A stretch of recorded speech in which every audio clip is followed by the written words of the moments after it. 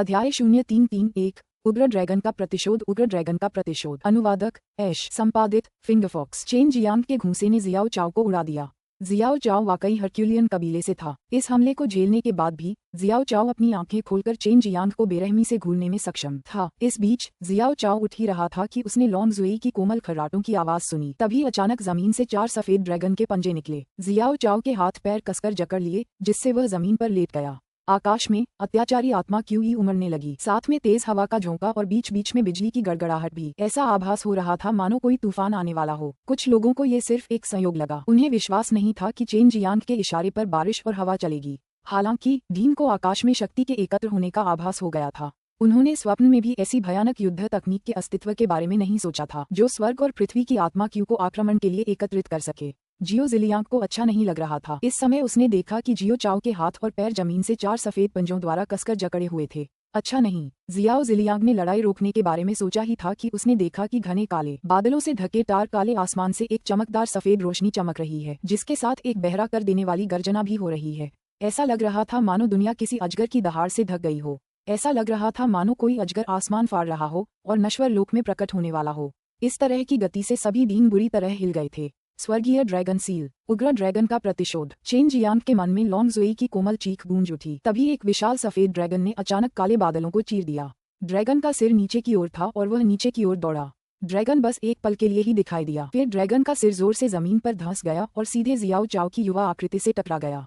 जल्दी से कूदो, गू डोंगचिन गरज कर बोला। सफेद ड्रैगन आसमान से बिजली की तरह गिरा, सीधे शियाओ चाओ के शरीर पर बरसा, फिर जमीन में समा गया। अचानक उस विशाल चौक पर पलक झपकते ही कई दरारें पड़ गईं। वे विशाल मगर मोटी ईंटें अचानक चकनाचूर हो गईं। अब चौक एक छोटी सी झील की तरह जोर जोर से ऊपर नीचे उछल रहा था। धूल और पत्थरों की लहरें उठने लगीं। पूरा चौक धूल में डूबा हुआ था। कई लोग तो इस भयंकर उथल पुथल से बचने के लिए हवा में उछल पड़े। जब वे चौक पर उतरे तो चौक उल्टा पड़ा था। कहीं जमीन छोटी छोटी टीलों जैसी उठी हुई थी तो कहीं कई दरारें पड़ गई थीं। यह वाकई भयानक लग रहा था, लेकिन केवल एक ही जगह लगभग सही सलामत थी। ठीक वही जगह जहां निर्वाण क्षेत्र के 4 मार्शल आर्टिस्टों ने सुरक्षा घेरा बनाया था।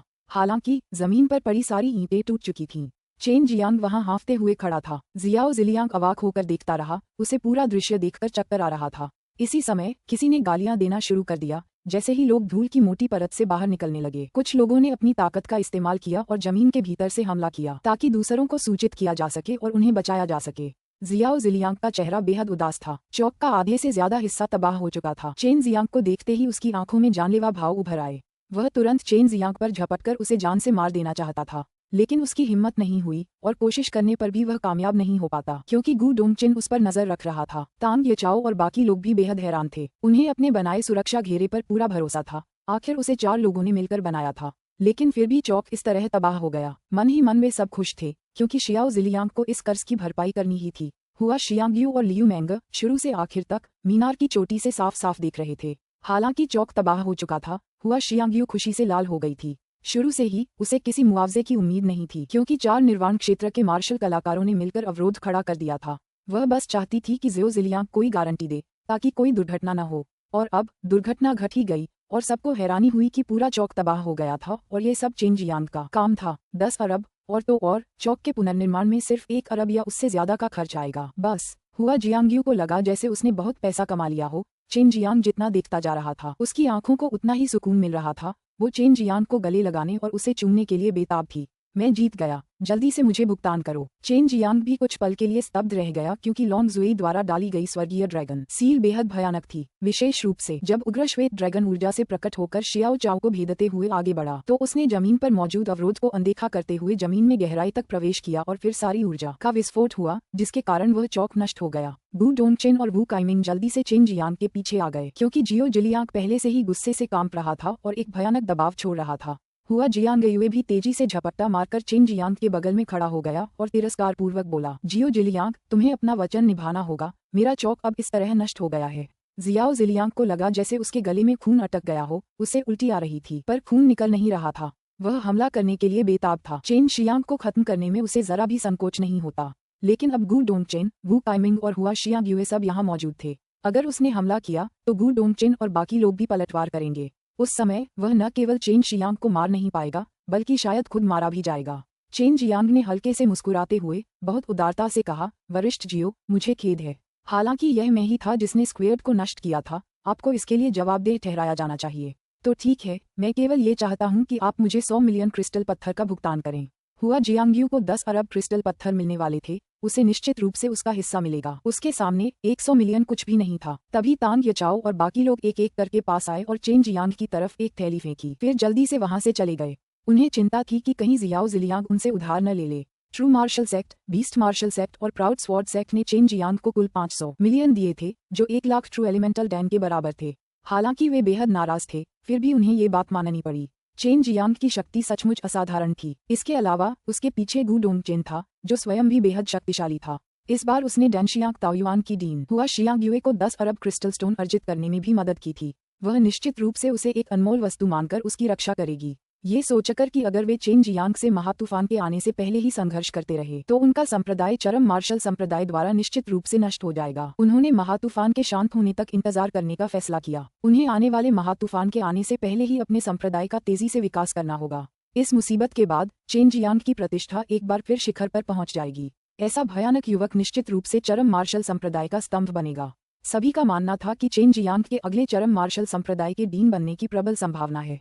हुआ जियांगयुए ने जियो जिलियांग को राहत की सांस दी। वह चिंतित थी कि जियो जिलियांग अपने गुस्से में कुछ ऐसा कर देगा, तब तक वह अपने 10 अरब लोगों को कभी नहीं देख पाएगी। जियाओ जिलियांग कुछ देर तक लगातार गहरी सांसें लेता रहा। उसके बाद ही उसे काफी बेहतर महसूस हुआ। वह काफी समय से जिंदा था। पहली बार उसे इतना गुस्सा आया था, और यह कोई अतिशयोक्ति नहीं थी। जब डीन का पद हुआंग जिनतियन ने संभाला था, तब उसे इतना कष्ट नहीं हुआ था, और यह सब चेन जियांग की वजह से हुआ था। मेरे पास अभी इतना कुछ नहीं है। मैं तुम्हें 50 साल में किश्तों में चुकाऊंगा। हर साल मैं तुम्हें 20 करोड़ दूंगा। मैंने कभी नहीं कहा कि मैं सब एक साथ दे दूंगा। जियाओ जिलियांग द्वारा स्थापित मुक्त अमर सागर अभी बहुत छोटा था। उसे ये भी पता था कि बड़ा तूफान आने वाला है। अगर उसने एक बार में ही चुका दिया तो उसके मुक्त अमर सागर का खजाना खाली हो जाएगा। इन डीन के लिए 50 साल कुछ भी नहीं थे। हुआ शियांगयू को भी अपनी मर्यादा का एहसास था। वो जानती थी कि वो जल्दीबाजी नहीं कर सकती। वैसे भी जियाओ जिलियांग के लोग अभी भी यहाँ थे, वो भाग नहीं सकता था। अध्याय 0332 10,000 साल पुराना स्पिरिट मिल्क 10,000 साल पुराना स्पिरिट मिल्क। अनुवादक ऐश, संपादित फिंगरफॉक्स। जियो जिलियांग ने चेन जियांग को 100 मिलियन दिए, जो मूल रूप से 200 मिलियन थे, लेकिन चेन जियांग ने उसे 100 मिलियन की छूट दे दी थी। इससे चेन जियांग के प्रति उसकी नफरत थोड़ी कम हो गई। चेन जियांग का चेहरा देखकर जियो जिलियांग उसे उस पागल हुआंग जिनतियन से जोड़ने से खुद को नहीं रोक सका। वह डर गया। उसे एहसास हुआ कि चेन जियांग का हुआंग जिनतियन से जरूर कोई रिश्ता है। फिर भी उसने मुंह से कुछ नहीं कहा। नफरत को जन्म देती है। जियाओ जिलियांग को अभी भी अपनी मर्यादा का एहसास था। उसे इस बात का पूरा एहसास था कि हुआंग जिनतियन को चरम मार्शल संप्रदाय की निषिद्ध भूमि में बंद कर दिया जाना सिर्फ एक दिखावा था। अगर हुआंग जिनतियन नाराज हो जाता तो इसके बहुत गंभीर परिणाम होते। जियो जिलियांग ने हुआ शियांगयू को 200 मिलियन मूल्य के ट्रू एलिमेंटल डैन भी दिए। फिर हैरान परेशान जियो चाओ को उठाकर चला गया। वह बस जल्दी से वापस लौटकर लकड़ी की तरह सो जाना चाहता था, और आज जो हुआ उसे भूल जाना चाहता था। उसकी नज़र में चेन शियांग थोड़ा पागल था। हालांकि अभी किशोरावस्था में था, लेकिन उसे अपनी क्षमता से बहुत डर लगता था। आखिरकार मैं निश्चिंत हो सकता हूँ। इसके साथ ही मैंने संप्रदाय की पिछली दुश्मनी को तोड़ दिया है। भविष्य में वे मुझे फिर से परेशान नहीं करेंगे। चेन जियांग की हंसी कुछ देर तक गूंजती रही। बेटे, तुम थक गए होगे। चलो वापस एक्सट्रीम मार्शल सेक्ट की तरफ चलते हैं, गु डोंगचेन ने कहा। वह अभी वापस नहीं आ सकता। उसे अभी भी 10,000 साल पुराने स्पिरिट मिल्क का इस्तेमाल करना नहीं आता। मुझे उसे ध्यान से समझाना होगा। हुआ शियांगयू ने कहा, अगर आपको कोई आपत्ति न हो तो मैं उसे बाद में एक्सट्रीम मार्शल सेक्ट में वापस ला सकता हूँ। गु डोंगचेन को चेन जियांग से मन ही मन जलन हो रही थी। जब वह आया था तो लियू मैंगर के साथ आया था, और वापसी में वह हुआ जियांगयू के साथ रहेगा। अब उसे एहसास हुआ कि चेन जियांग की क्षमता न केवल बहुत अच्छी थी, बल्कि विपरीत लिंग के साथ उसका भाग्य भी बुरा नहीं था। सबसे पहले लियू मैंगर और हुआ जियांगयू दोनों ही कुलीन लड़कियां थीं और एक प्रमुख स्थान पर थीं। किसी भी पुरुष का उनकी नजरों में आना बहुत दुर्लभ था। तो फिर मुझे तुम्हें परेशान करना पड़ेगा, गु डोंगचेन ने कहा। फिर मलबे के नीचे दबे कुछ शिष्यों को बाहर निकाला। झू रोंग, युन शियादाओ और बाकी लोगों के अलावा लोगों की एक कतार जल्दी से हवा में उछल गई थी, इसीलिए उन्हें दफनाया नहीं गया था। जब वू काइमिंग ने झू रोंग को बाहर निकाला तो चेन जियांग और बाकी लोग हंसने लगे। आखिरकार युन शियादाओ और बाकी लोग गु डोंगचेन और वू काइमिंग के पीछे पीछे चरम मार्शल संप्रदाय की ओर चल पड़े। हुआ शियांगयुए ने दानशियांग ताओयुआन के कुछ शिष्यों को दफन हुए लोगों की तलाश करने को कहा। यहाँ आए लोग कोई साधारण लोग नहीं थे। वे जरूर कुछ समय तक जिंदा रह सकते थे।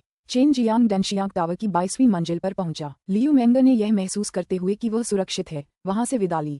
हालांकि जब वह मंजिल पर पहुंचा तो उसे अभी भी लियू मैंगर की हल्की खुशबू महसूस हो रही थी। दानशियांग के डीन, मैंने आपको 10 अरब क्रिस्टल स्टोन कमाने में मदद की है। आप मुझे कैसे धन्यवाद देंगे? चेन शियांग ने खिलखिलाते हुए कहा। जब उसे पता चला कि हुआ शियांग युए डानशियांग ताओयुआन की डीन है तो उसने उसके साथ और भी ज्यादा छेड़छाड़ की, क्योंकि उसे लगा कि इतने बड़े पद पर रहते हुए डीन के साथ छेड़छाड़ करने से उसे एक बड़ी उपलब्धि का एहसास होगा, खासकर हुआ शियांग युए जैसे किरदार के साथ। स्वाभाविक रूप से हुआ जियांग यू चेन जियांग के प्रति बहुत आभारी थी। उसने प्यार से हंसते हुए कहा, मैं अपने शरीर से उसका बदला चुकाऊं तो कैसा रहेगा। बोलते बोलते उसने अपने कपड़े उतारने शुरू कर दिए। जैसे ही उसका सफेद लबादा उतरा, चेन जियांग की नजर में सिर्फ उसकी भरी हुई छाती पर लिपटी सफेद मलमल की एक परत ही आई जो उसके खूबसूरत शरीर को रेखांकित कर रही थी। उसकी पतली कमर और साफ दिखाई देने वाली कॉलरबोन चेन जियांग के लिए दिल को छू लेने वाली थी। चेन जियांग लाल होने से खुद को नहीं रोक सका। उसने जल्दी से कहा, इसे भूल जाओ, मेरी एक पत्नी है, मुझे बहकाओ मत। चेन जियांग को इस तरह देखकर हुआ जियांग युए थोड़ा निराश हुआ। छी, तो फिर तुमने मेंगे पर हाथ क्यों उठाया? वो तुम्हारी पत्नी की शिक्षिका है। अरे छोटे बदमाश, तुमने तो गुरु और शिष्य दोनों को पा लिया। हुआ शियांग युए ने चिढ़ाते हुए मुस्कुराते हुए कहा और फिर अपने कपड़े वापस पहन लिए। चेन जियांग ने भी स्पष्टीकरण नहीं दिया। उसने अपने हाथ फैलाए और कहा, जल्दी से मुझे सिखाओ कि 10,000 साल पुराने स्पिरिट मिल्क का उपयोग कैसे किया जाता है। मैं जल्दी से एक्सट्रीम मार्शल सेट में वापस जाना चाहता हूँ। हुन्फ, क्या मैं तुम्हें परेशान कर रही हूँ? क्या तुम मेरे साथ नहीं रहना चाहते? हुआ जियांगयू ने कोमलता से खर्राटे लिए और कहा। उसने जानबूझकर अपने आकर्षक और भावुक चेहरे पर एक उदास भाव प्रकट किया। ये रूप बहुत ही नाजुक और मार्मिक लग रहा था, जिससे दूसरों को उसे कोमलता से प्यार करने की इच्छा हो रही थी। मैं ऐसा कैसे कर सकता हूँ? लेकिन मेरे पास करने के लिए जरूरी काम है। अगर मुझे बहन परेशान करती तो मैं तुम्हें इतना कमाने में मदद नहीं करता। चेन जियांग ने जल्दी से कहा। हालांकि वह जानता था कि हुआ जियांगयू सिर्फ दिखावा कर रही है, फिर भी उसे लगा कि यह महिला साफ तौर पर जानती है कि दूसरों को कैसे लुभाना है। हुआ जियांगयू ने खिलखिलाकर कहा, कोई आश्चर्य नहीं कि मेंगे को तुमने छीन लिया। छोटे बदमाश, ऐसा लगता है कि तुम सचमुच कुशल हो। ये बहन तुम्हें पसंद करने लगी है, लेकिन दुर्भाग्य से मेरे पास कोई सुंदर प्रशिक्षु नहीं है। इस महिला के साहसिक प्रलोभन के सामने चेन जियांग उदासीन रहा, लेकिन वह फिर भी हुआ जियांगयू का बहुत आभारी था। अगर उसने जानबूझकर उसे एक फटी हुई भट्टी नहीं दिखाई होती तो वह कीमिया के महानताओं में एक और स्तर आगे नहीं बढ़ पाता। बहन शियानयुए, रसायन शास्त्र प्रतियोगिता के दौरान आपकी दयालुता के लिए मैं आपका बहुत आभारी हूँ, अन्यथा मैं इतनी तेजी से प्रगति नहीं कर पाता। धन्यवाद, चेन जियांग ने ईमानदारी से कहा। चेन जियांग के चेहरे पर मुस्कान देखकर हुआ जियांगयू को बहुत अच्छा लगा। उसे लगा कि उसने चेन जियांग को यूं ही पसंद नहीं किया था। वह खिलखिलाकर हंसी और बोली, प्यारे भाई, यह अच्छी बात है कि तुम मेरी बहन का दर्द समझ सकते हो, लेकिन तुमने तो मुझे सचमुच हैरान कर दिया। तुमने तो अचानक ही रिफाइनिंग सिमुलेशन तकनीक सीख ली है। बहन शियांगयुए, आपकी नज़र वाकई बहुत तेज है। आपने इस बात पर ध्यान दिया। चेन शियांग भी आश्चर्यचकित रह गई। खैर, बहन अभी भी चेनवू मुख्यभूमि की शीर्ष रसायनज्ञ हैं। स्वाभाविक रूप से मैंने ये देखा है। हालांकि शायद तुम, छोटे बदमाश, मुझे पीछे छोड़ दोगे। हुआ शियांगयुए ने मुस्कुराते हुए कहा। इसके बाद हुआ शियांगयू ने 10,000 साल पुराने स्पिरिट मिल्क का इस्तेमाल सिखाना शुरू किया। चेन शियांग को ये जानकर आश्चर्य हुआ कि 10,000 साल पुराना स्पिरिट मिल्क अप्रत्याशित रूप से गोल्डन ड्रैगन लार से काफी मिलता जुलता था। हालांकि इसकी वृद्धि को तेज करने की क्षमता कहीं ज्यादा थी। अगर आप किसी पेड़ पर इसकी एक बूंद डालें तो वह पेड़ 1000 साल तेजी से बढ़ सकता है। हालांकि उसके गोल्डन ड्रैगन लार को ऐसा करने के लिए कम से कम 100 से ज्यादा बूंदों की जरूरत होगी। 10,000 साल पुराना स्पिरिट मिल्क बेहद दुर्लभ है। मेरे डैनशियांग ताओयुआन में भी यह बहुत कम मात्रा में है। आप इसे सहेज कर रखें। हुआ शियांगयुए ने आग्रह किया।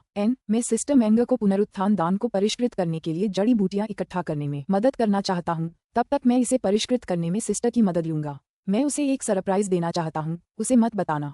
चेन जियांग ने रहस्यमय ढंग से कहा। हुआ शियांगयू एक पल के लिए थोड़ा हैरान हुई। उसे उम्मीद नहीं थी कि चेन शियांग के मन में सचमुच ऐसी भावनाएं होंगी। उसने पाया कि चेन शियांग और लियू मेंगे की भावनाएं बहुत गहरी थीं, जिससे उसे थोड़ी ईर्ष्या हुई। वह लियू मेंगे को लंबे समय से जानती थी। वे कभी कभार एक पुरुष और एक महिला की भावनाओं के बारे में बात करते थे। हालांकि उसे उम्मीद नहीं थी कि लियू मेंगे पहले प्यार में पड़ जाएगी और ऊपर से अपने प्रशिक्षु के आदमी से प्यार कर बैठेगी। बहन, क्या डैनशियांग ताओयुआन की स्थापना आपने की है? चेन जियांग ने धीमी आवाज में पूछा। लेकिन बेशक, मैं बेहद ताकतवर हूँ। हुआ शियांगयुए ने गर्व से मुस्कुराते हुए कहा। आप वास्तव में बहुत शक्तिशाली हैं। मुझे वास्तव में अफसोस है कि मैंने आपको अपनी नौकरानी के रूप में स्वीकार नहीं किया। अफसोस।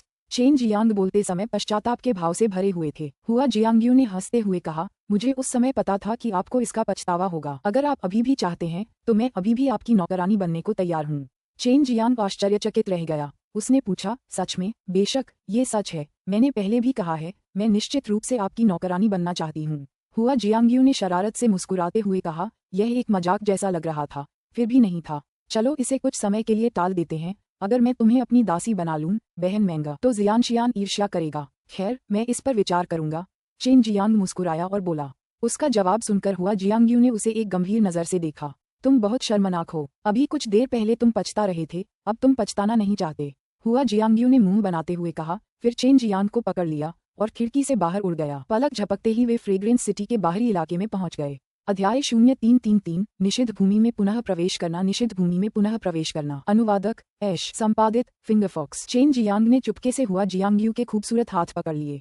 हुआ जियांगयू चेन जियांग को खींच रही थी और लगातार छलांग लगा रही थी। वह इतनी तेज चल रही थी कि चेन जियांग की सांस फूल रही थी। हुआ जियांगयू ने उसकी भावनाओं का जरा भी ध्यान नहीं रखा। इस तरह उसने चेन जियांग को चरम मार्शल संप्रदाय में वापस भेज दिया। जब चेन जियांग को गु डोंगचेन और वू काइमिंग के सामने फेंका गया तो उसे पहचानना मुश्किल हो गया। उसके बाल बिखरे हुए थे, कपड़े फटे हुए थे और रंग थोड़ा पीला पड़ गया था। मैं उस बदमाश को सुरक्षित ले आई हूँ। हुआ शियांगयू ने यह वाक्य कहकर गुस्से में वहां से चली गई। गु डोंगचेन और वू काइमिंग थोड़े हैरान हुए। उन्हें समझ नहीं आ रहा था कि हुआ शियांगयू क्यों नाराज है। उन्होंने अनुमान लगाया कि चेन जियांग ने ही हुआ शियांगयू को नाराज किया होगा। स्वाभाविक रूप से चेन जियांग को पता था कि हुआ जियांगयू क्यों क्रोधित थी। हालांकि वह अभी भी यह नहीं समझ पा रहा था कि वह किस बात पर इतनी क्रोधित थी। क्या यह इसलिए था क्योंकि उसने उसे अपनी नौकरानी के रूप में स्वीकार नहीं किया था? चेन जियांग के लौटते ही वू काइमिंग और गु डोंगचेन उसे एक निजी कमरे में ले गए। वे बेहद सतर्क लग रहे थे, यहाँ तक कि चरम मार्शल मिस्टीरियस दायरे में भी। उनके हाव भाव से स्पष्ट था कि वे किसी बेहद गोपनीय बात पर चर्चा करना चाहते थे। क्या बात है? जल्दी बोलो, क्या तुम्हें नहीं पता कि एक रसायनज्ञ का समय बहुत कीमती होता है? चेन जियांग ने आलस से कहा। वह थोड़ा थका हुआ था, वह आराम करना चाहता था, फिर कुछ पौधे और फूल लगाना चाहता था और कुछ धातुएं तैयार करना चाहता था। गु डोंगचेन ने उत्तर दिया, युवा मार्शल अंकल। शियाओ जिलियांग उस बूढ़े पागल का प्रतिद्वंदी हुआ करता था, लेकिन अब जब उसने मुक्त अमर सागर की स्थापना कर ली है तो मुझे चिंता है कि वह कोई साजिश रच रहा है। इसीलिए हम चाहते हैं कि आप जाकर उस बूढ़े पागल से बात करें ताकि हमें शियाओ जिलियांग के बारे में कुछ और जानकारी मिल सके। मुझे यकीन है कि उसे इस मामले में बहुत दिलचस्पी होगी। अपने पागल गुरु को ढूंढने की बात सुनकर चेन जियांग को अचानक अपने पूरे शरीर में एक असहनीय दर्द महसूस हुआ। पिछली बार जब वह बाहर आया था तो उसने कसम खाई थी कि वह उस जगह पर कभी वापस नहीं जाएगा। तुम क्यों नहीं जाते? चेन जियांग ने नाक भान सिकोड़ी। हालांकि उसने अपने मालिक हुआंग जिनतियन के साथ कुछ समय बिताया था, लेकिन वह अपने मालिक के स्वभाव को लेकर बेहद स्पष्ट था। अगर वह हुआंग जिनतियन के पास जाता तो उसे कुछ समय के लिए यातनाएं सहनी पड़ती। वह बूढ़ा पागल यातना देने में माहिर था। वह आपको मरने या गंभीर रूप से घायल होने नहीं देता था, फिर भी वह आपको कभी भूलने नहीं देता था। वह आपके अंदर जीवन भर का डर भर देता था। तुम उसके प्रशिक्षु हो, इसलिए तुम उसके ज्यादा करीब हो। और तो और, बड़ा तूफान आने वाला है, तुम्हें उससे उसकी राय पूछनी होगी। गु डोंगचेन ने जोर से मुस्कुराते हुए कहा। उस बूढ़े पागल के पास जाने की बात तो दूर, वह और वू काइमिंग उससे बहुत डरते थे। जाहिर था उन्होंने भी उसके हाथों बहुत यातनाएं झेली थीं। वू काइमिंग ने व्यंग्यात्मक ढंग से मुस्कुराते हुए कहा, सच बताऊं तो जब भी हम निर्वाण क्लेश को पार करने की तैयारी करेंगे, हम उस बूढ़े पागल आदमी के पास जाएंगे। निर्वाण क्लेश को पार करने के संबंध में वह अत्यंत ज्ञानी है। गु डोंगचेन ने एक लंबी सांस ली। उसकी आंखों में डर की एक लकीर उभर आए। आखिरकार उसने इतनी सारी मुसीबतें झेली थीं। हुआंग जिनतियन के पास तो वह कई बार गया होगा। नतीजा क्या हुआ होगा, इसकी कल्पना की जा सकती है। छोटे गंजे, जब तुम निर्वाण क्लेश पार करने जा रहे हो तो अपने दीन से क्यों नहीं पूछते? उस बूढ़े पागल के पास क्यों जाते हो? क्या तुम यातनाएं सहना चाहते हो? चेन जियांग ने पूछा। क्या तुम्हें लगता है कि मेरा दिमाग खराब हो गया है? अगर डीन मेरी समस्या सुझाने में मदद कर सकता है तो मैं इतनी बेवकूफ़ी क्यों करूंगा? वू काइमिंग ने आह भरते हुए कहा। लियू मैंग निर्वाण की परीक्षा से गुजरने वाली थी। उसने शुरू में गु डोंगचेन से अपना अनुभव साझा करने के लिए कहा था, लेकिन अब यह व्यर्थ प्रतीत हो रहा था। लिटिल फेदरहेड आपकी समस्या का समाधान क्यों नहीं कर सकता? चेन जियांग ने लगातार पूछा। क्योंकि हर किसी का निर्वाण क्लेश बहुत अलग होता है। मैं केवल ये बता सकता हूँ कि निर्वाण क्लेश को पार करते समय किन बातों पर ध्यान देना है, लेकिन वह बूढ़ा पागल शायद यह अनुमान लगा सकता है कि उसे कौन सा निर्वाण क्लेश अनुभव करना है। ये भी उसका बड़ा रहस्य है। ये तो बताने की जरूरत नहीं कि उसे स्वर्ग का श्राप मिला होगा, क्योंकि वह उसके रहस्यों को उजागर कर रहा है। गु डोंगचेन ने अपनी आवाज दबाते हुए कहा। चेन जियांग मन ही मन आश्चर्यचकित था। उसे उम्मीद नहीं थी कि उसका पागल गुरु वास्तव में इतना शक्तिशाली होगा। ये क्षमता सचमुच अकल्पनीय थी। मास्टर कैसे भविष्यवाणी करते हैं? चेन जियांग ने पूछा। मुझे इस बारे में कुछ नहीं पता। जब मेरे गुरु स्वर्गारोहण कर रहे थे तो उन्होंने चुपचाप हमसे कहा था कि अगर हम इस विपत्ति को आसानी से पार करना चाहते हैं तो उस बूढ़े पागल को ढूंढना बेहतर होगा। वह ये सुनिश्चित कर सकता है कि हमारे पास इस विपत्ति को आसानी से पार करने की कम से कम 80% संभावना हो। गु डोंगचेन ने अपना सिर हिलाया और कहा, 80% संभावना? इससे न सिर्फ चेन जियांग बुरी तरह डर गया, बल्कि सू मेयाओ, बाय यूयू और लॉन्ग जुई तीनों के लिए भी यही सच था। आखिरकार विपत्ति पार करते समय कई मार्शल कलाकारों के पास विपत्ति पार करने की 10% संभावना भी नहीं होती। युवा मार्शल अंकल, आपको फिर भी उस बूढ़े व्यक्ति से मिलने जाना होगा। आखिरकार उनके पास चीजों की भविष्यवाणी करने की रहस्यमयी शक्ति है। गु डोंगचेन ने कहा। चेन जियांग ने अपना सिर हिलाया। कोई बात नहीं, लेकिन मुझे एक दिन आराम करने दो, मुझे चिंता है, मैं यातना सहन नहीं कर पाऊंगा। चेन जियांग की सहमति से वू डोंगचिन और वू काइमिंग दोनों बेहद भावुक हो गए। इस समय वे दोनों गर्व से चेन जियांग की ओर देखने लगे। अगले दिन चेन जियांग वू डोंगचिन और वू काइमिंग के पीछे पीछे चरम मार्शल रहस्यमय क्षेत्र में और भी गहराई तक गया। चरम मार्शल संप्रदाय के 3 दिग्गजों के अलावा कोई भी व्यक्ति मनमाने ढंग से इस स्थान में प्रवेश नहीं कर सकता था। चरम मार्शल रहस्यमय क्षेत्र के अंदर अभी भी कई रहस्य थे। अब तक चेन जियांग को केवल हुआंग जिनतियन को कैद करने वाली निषिद्ध भूमि के बारे में ही पता था, और भी कई जगहें थीं जहां वह आराम से नहीं घूम सकता था। गहरे अथाह विशाल गड्ढे को देखकर चेन जियांग ने साहस जुटाया और अंदर कूद गया। हा, छोटे बदमाश, तुम यहाँ क्यों आए हो? तुमने तो मुझे सचमुच हैरान कर दिया। ओह, क्या तुम अमर और शैतान शरीर के 5वें स्तर पर पहुंच गए हो? अच्छा, तुम्हारे पास अग्नि आत्मा भी है। छोटे, तुम तो सचमुच दूसरों को ईर्ष्यालु बना सकते हो। हुआंग जिनतियन बिल्कुल पहले जैसा ही लग रहा था। उसके सफेद बाल बिखरे हुए थे, उसका पूरा शरीर गंदा था। हालांकि उसकी तीखी आंखों से एक अजीब सी आभा निकल रही थी। नीचे का हिस्सा थोड़ा रोशन था। इतने लंबे समय से यहाँ रखे गए अपने घृणित स्वामी को देखकर उसे मन ही मन उस पर दया आ गई। गुरुजी, मुझे इतनी अच्छी किस्मत मिल सकी है। ये सब आपके बड़े साहब के आशीर्वाद की वजह से है। चेन जियांग ने शरारत से मुस्कुराते हुए कहा। अगर वह उनकी थोड़ी चापलूसी कर दे तो उसे लगता था कि उसे थोड़ी कम यातनाएं झेलनी पड़ेंगी। हुआंग जिनतियन एक शरारती बच्चे की तरह मुस्कुराया। उसकी मुस्कान देखकर चेन जियांग हंस नहीं पाया, बल्कि रोने को हुआ। आओ, अपने गुरु को अच्छी तरह देख लेने दो। बोलते हुए हुआंग जिनतियन के दुबले पतले हाथ बिजली की तरह चेन जियांग के कंधे पर दब गए और फिर खून जमा देने वाली चीखों की लहरें उठीं। चेन जियांग की चीखें सुनकर वू डोंगचिन और वू काइमिंग के सिर में झुनझुनी होने लगी। वे भी एक बार ऐसे ही चिल्लाए थे, और कितनी ही बार। चेन जियांग को ऐसा लग रहा था मानो हुआंग जिनतियन उसे टुकड़े टुकड़े करके काट रहा हो। हुआंग जिनतियन के अंदर हर तरफ से बह रही शक्तिशाली सच्ची क्यूई ने मानो उसके शरीर को निचोड़ लिया हो। बुरा नहीं, तू तो मेरी उम्मीद से भी ज्यादा तेजी से बड़ा हो गया है। हा। हुआंग जिनतियन की उस उबकाए लाने वाली हंसी के साथ चेन जियांग की नरक जैसी यातना आखिरकार खत्म हो गई। लगभग 2 घंटे हो गए थे। जल्दी उठो, समय बर्बाद मत करो, तुम्हें साधना करनी ही होगी। हुआंग जिनतियान ने चेन जियांग की कमर पर लात मारी। चेन जियांग ने बेबसी से कराहते हुए कहा, गुरुजी, शिष्य चाहकर भी हिल नहीं सकता। कृपया अपने शिष्य को थोड़ा आराम करने दीजिए। मैंने यह वाक्य पहले भी कई बार सुना है। तुमने कहा था, तुम्हारे बड़े भाई ने कहा था, तुम्हारे बड़े भाई के शिष्यों ने भी यही कहा था। हे, लेकिन आखिरकार मैं साबित कर ही दिया कि वे सब झूठ बोल रहे थे क्योंकि वे हिल सकते थे। हुआंग जिनतियन ने कहा। इससे पहले कि वह अपनी शक्ति छोड़ता, विनती कर रहे चेन जियांग को हवा में लटका देता। चेन जियांग के पूरे शरीर में एक बार फिर दर्द फैल गया, जिससे वह तुरंत चीख पड़ा। वह चिल्लाया, मैं हिल सकता हूँ, मैं साधना करूंगा। अध्याय 0334 भविष्यवाणी करना। अनुवादक ऐश। संपादित फिंगरफॉक्स। चेन जियांग के नीचे आने के बाद उसे कोई सवाल पूछने का मौका ही नहीं मिला। कभी कभार उसे पूछने का मौका भी मिल जाता, लेकिन हुआंग जिनतियन ऐसे पेश आता जैसे उसने कुछ सुना ही न हो। देखते ही देखते 3 महीने बीत गए। बिल्कुल सही यार, तुम्हारी नींव लगभग पक्की है। तुमने बहुत जल्दी प्रगति कर ली है। हालांकि तुमने अपनी साधना को समय पर सुदृढ़ किया है, लेकिन ये पर्याप्त नहीं था। भविष्य में बेहतर होगा कि तुम यहाँ आने के लिए समय निकालो, वरना तुम स्वर्गीय क्षेत्र में प्रतिस्पर्धा करना भूल जाओगे। हुआंग जिनतियन गंभीर लग रहा था। अब उसके चेहरे पर वह पागलपन नहीं था, बल्कि वह एक सख्त गुरु जैसा लग रहा था। हुआंग जिनतियन के हाथों चेन जियांग को 3 महीने तक यातनाएं सहनी पड़ीं। फिर भी वह जोर से हंसा और बोला, शुक्रिया गुरुजी, आपका शिष्य आपकी शिक्षाओं का पालन करेगा। खैर छोटे दोस्त, तुम निश्चित रूप से इस बूढ़े आदमी के पास नहीं आओगे। जो सवाल तुम पहले पूछना चाहते थे उसे फिर से पूछो, हुआंग जिनतियन ने उपहास करते हुए कहा। चेन जियांग ने अजीब तरह से मुस्कुराते हुए पूछा, गुरुजी, क्या आपको जियाओ जिलियांग याद है? उसने अब एक मुक्त अमर सागर की स्थापना की है। कुछ समय पहले मैंने उसे बुरी तरह ठगा था। अब मुझे चिंता है कि वह अपना बदला ले सकता है क्योंकि मैंने उसे बहुत नुकसान पहुंचाया है। इसलिए मैं उसके बारे में कुछ जानकारी प्राप्त करना चाहूंगा। इसके बाद चेन जियांग ने फ्रेग्रेंस सिटी के स्क्वायर की घटना का विस्तार से वर्णन किया।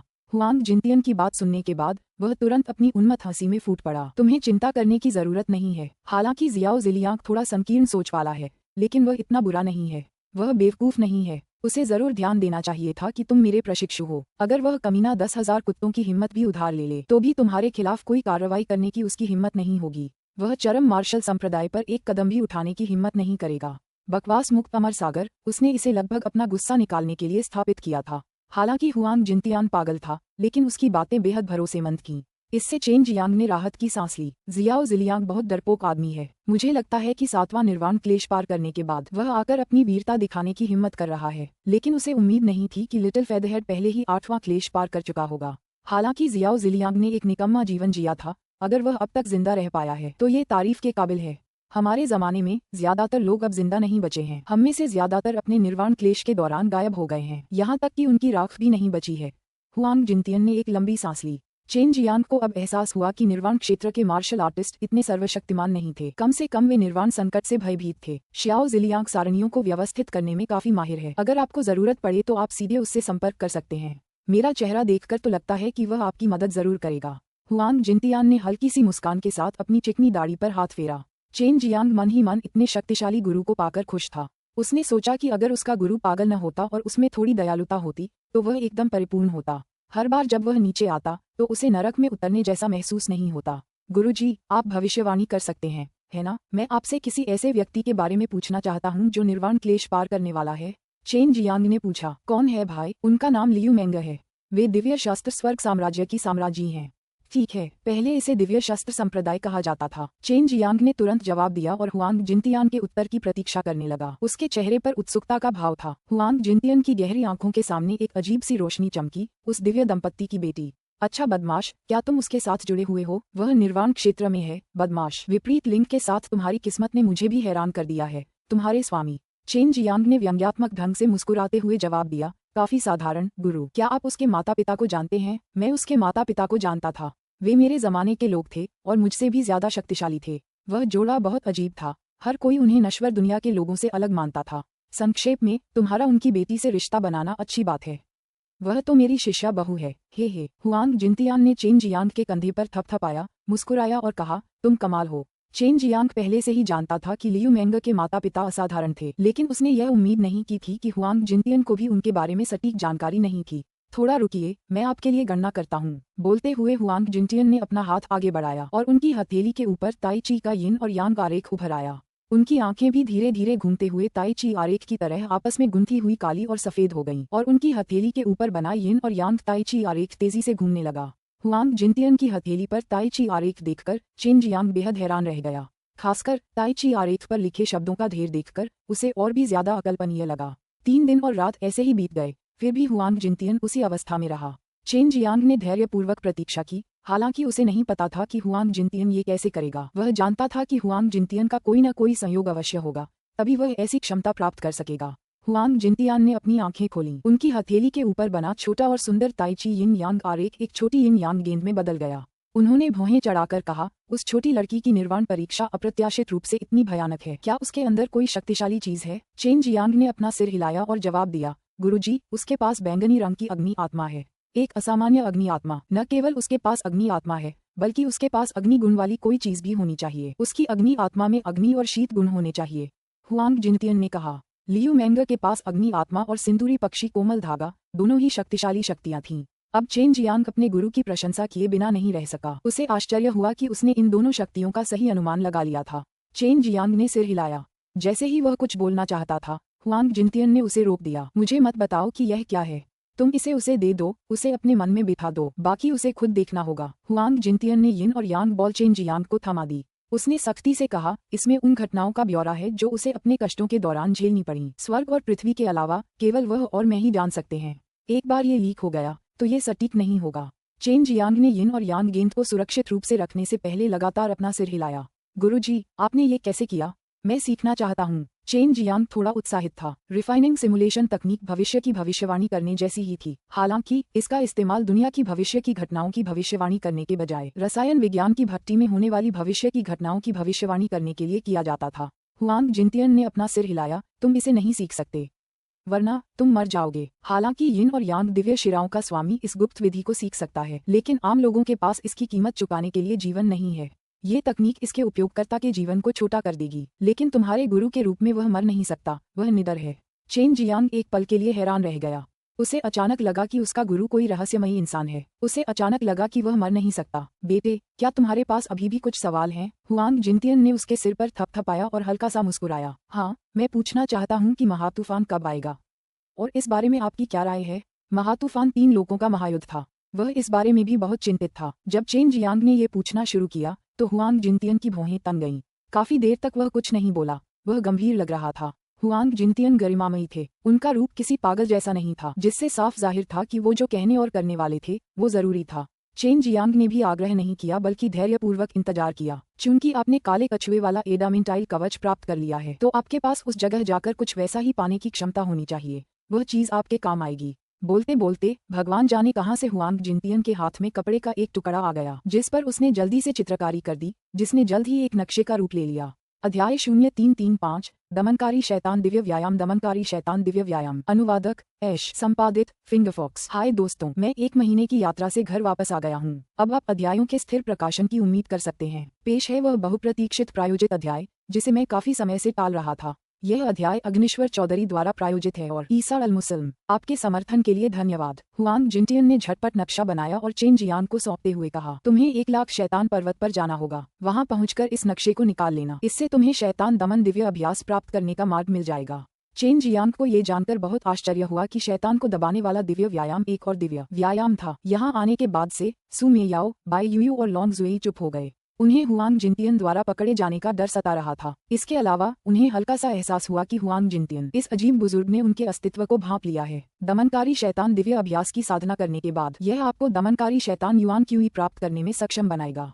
ये दमनकारी शैतान युआन क्यूई आपकी सच्ची क्यूई के साथ एकीकृत हो सकती है और राक्षसों और शैतानों से निपटने के लिए इन दोनों अस्तित्वों के लिए ये बहुत अधिक घातक होगा। दमनकारी शैतान युआन क्यूई सीखना इतना आसान नहीं है, हालांकि मुझे विश्वास है कि आप इसे सीख पाएंगे, हुआंग जिनतियन ने समझाया। चेन जियांग ने संदेह से पूछा, गुरु, क्या आप शैतान को वश में करने का दिव्य अभ्यास जानते हैं?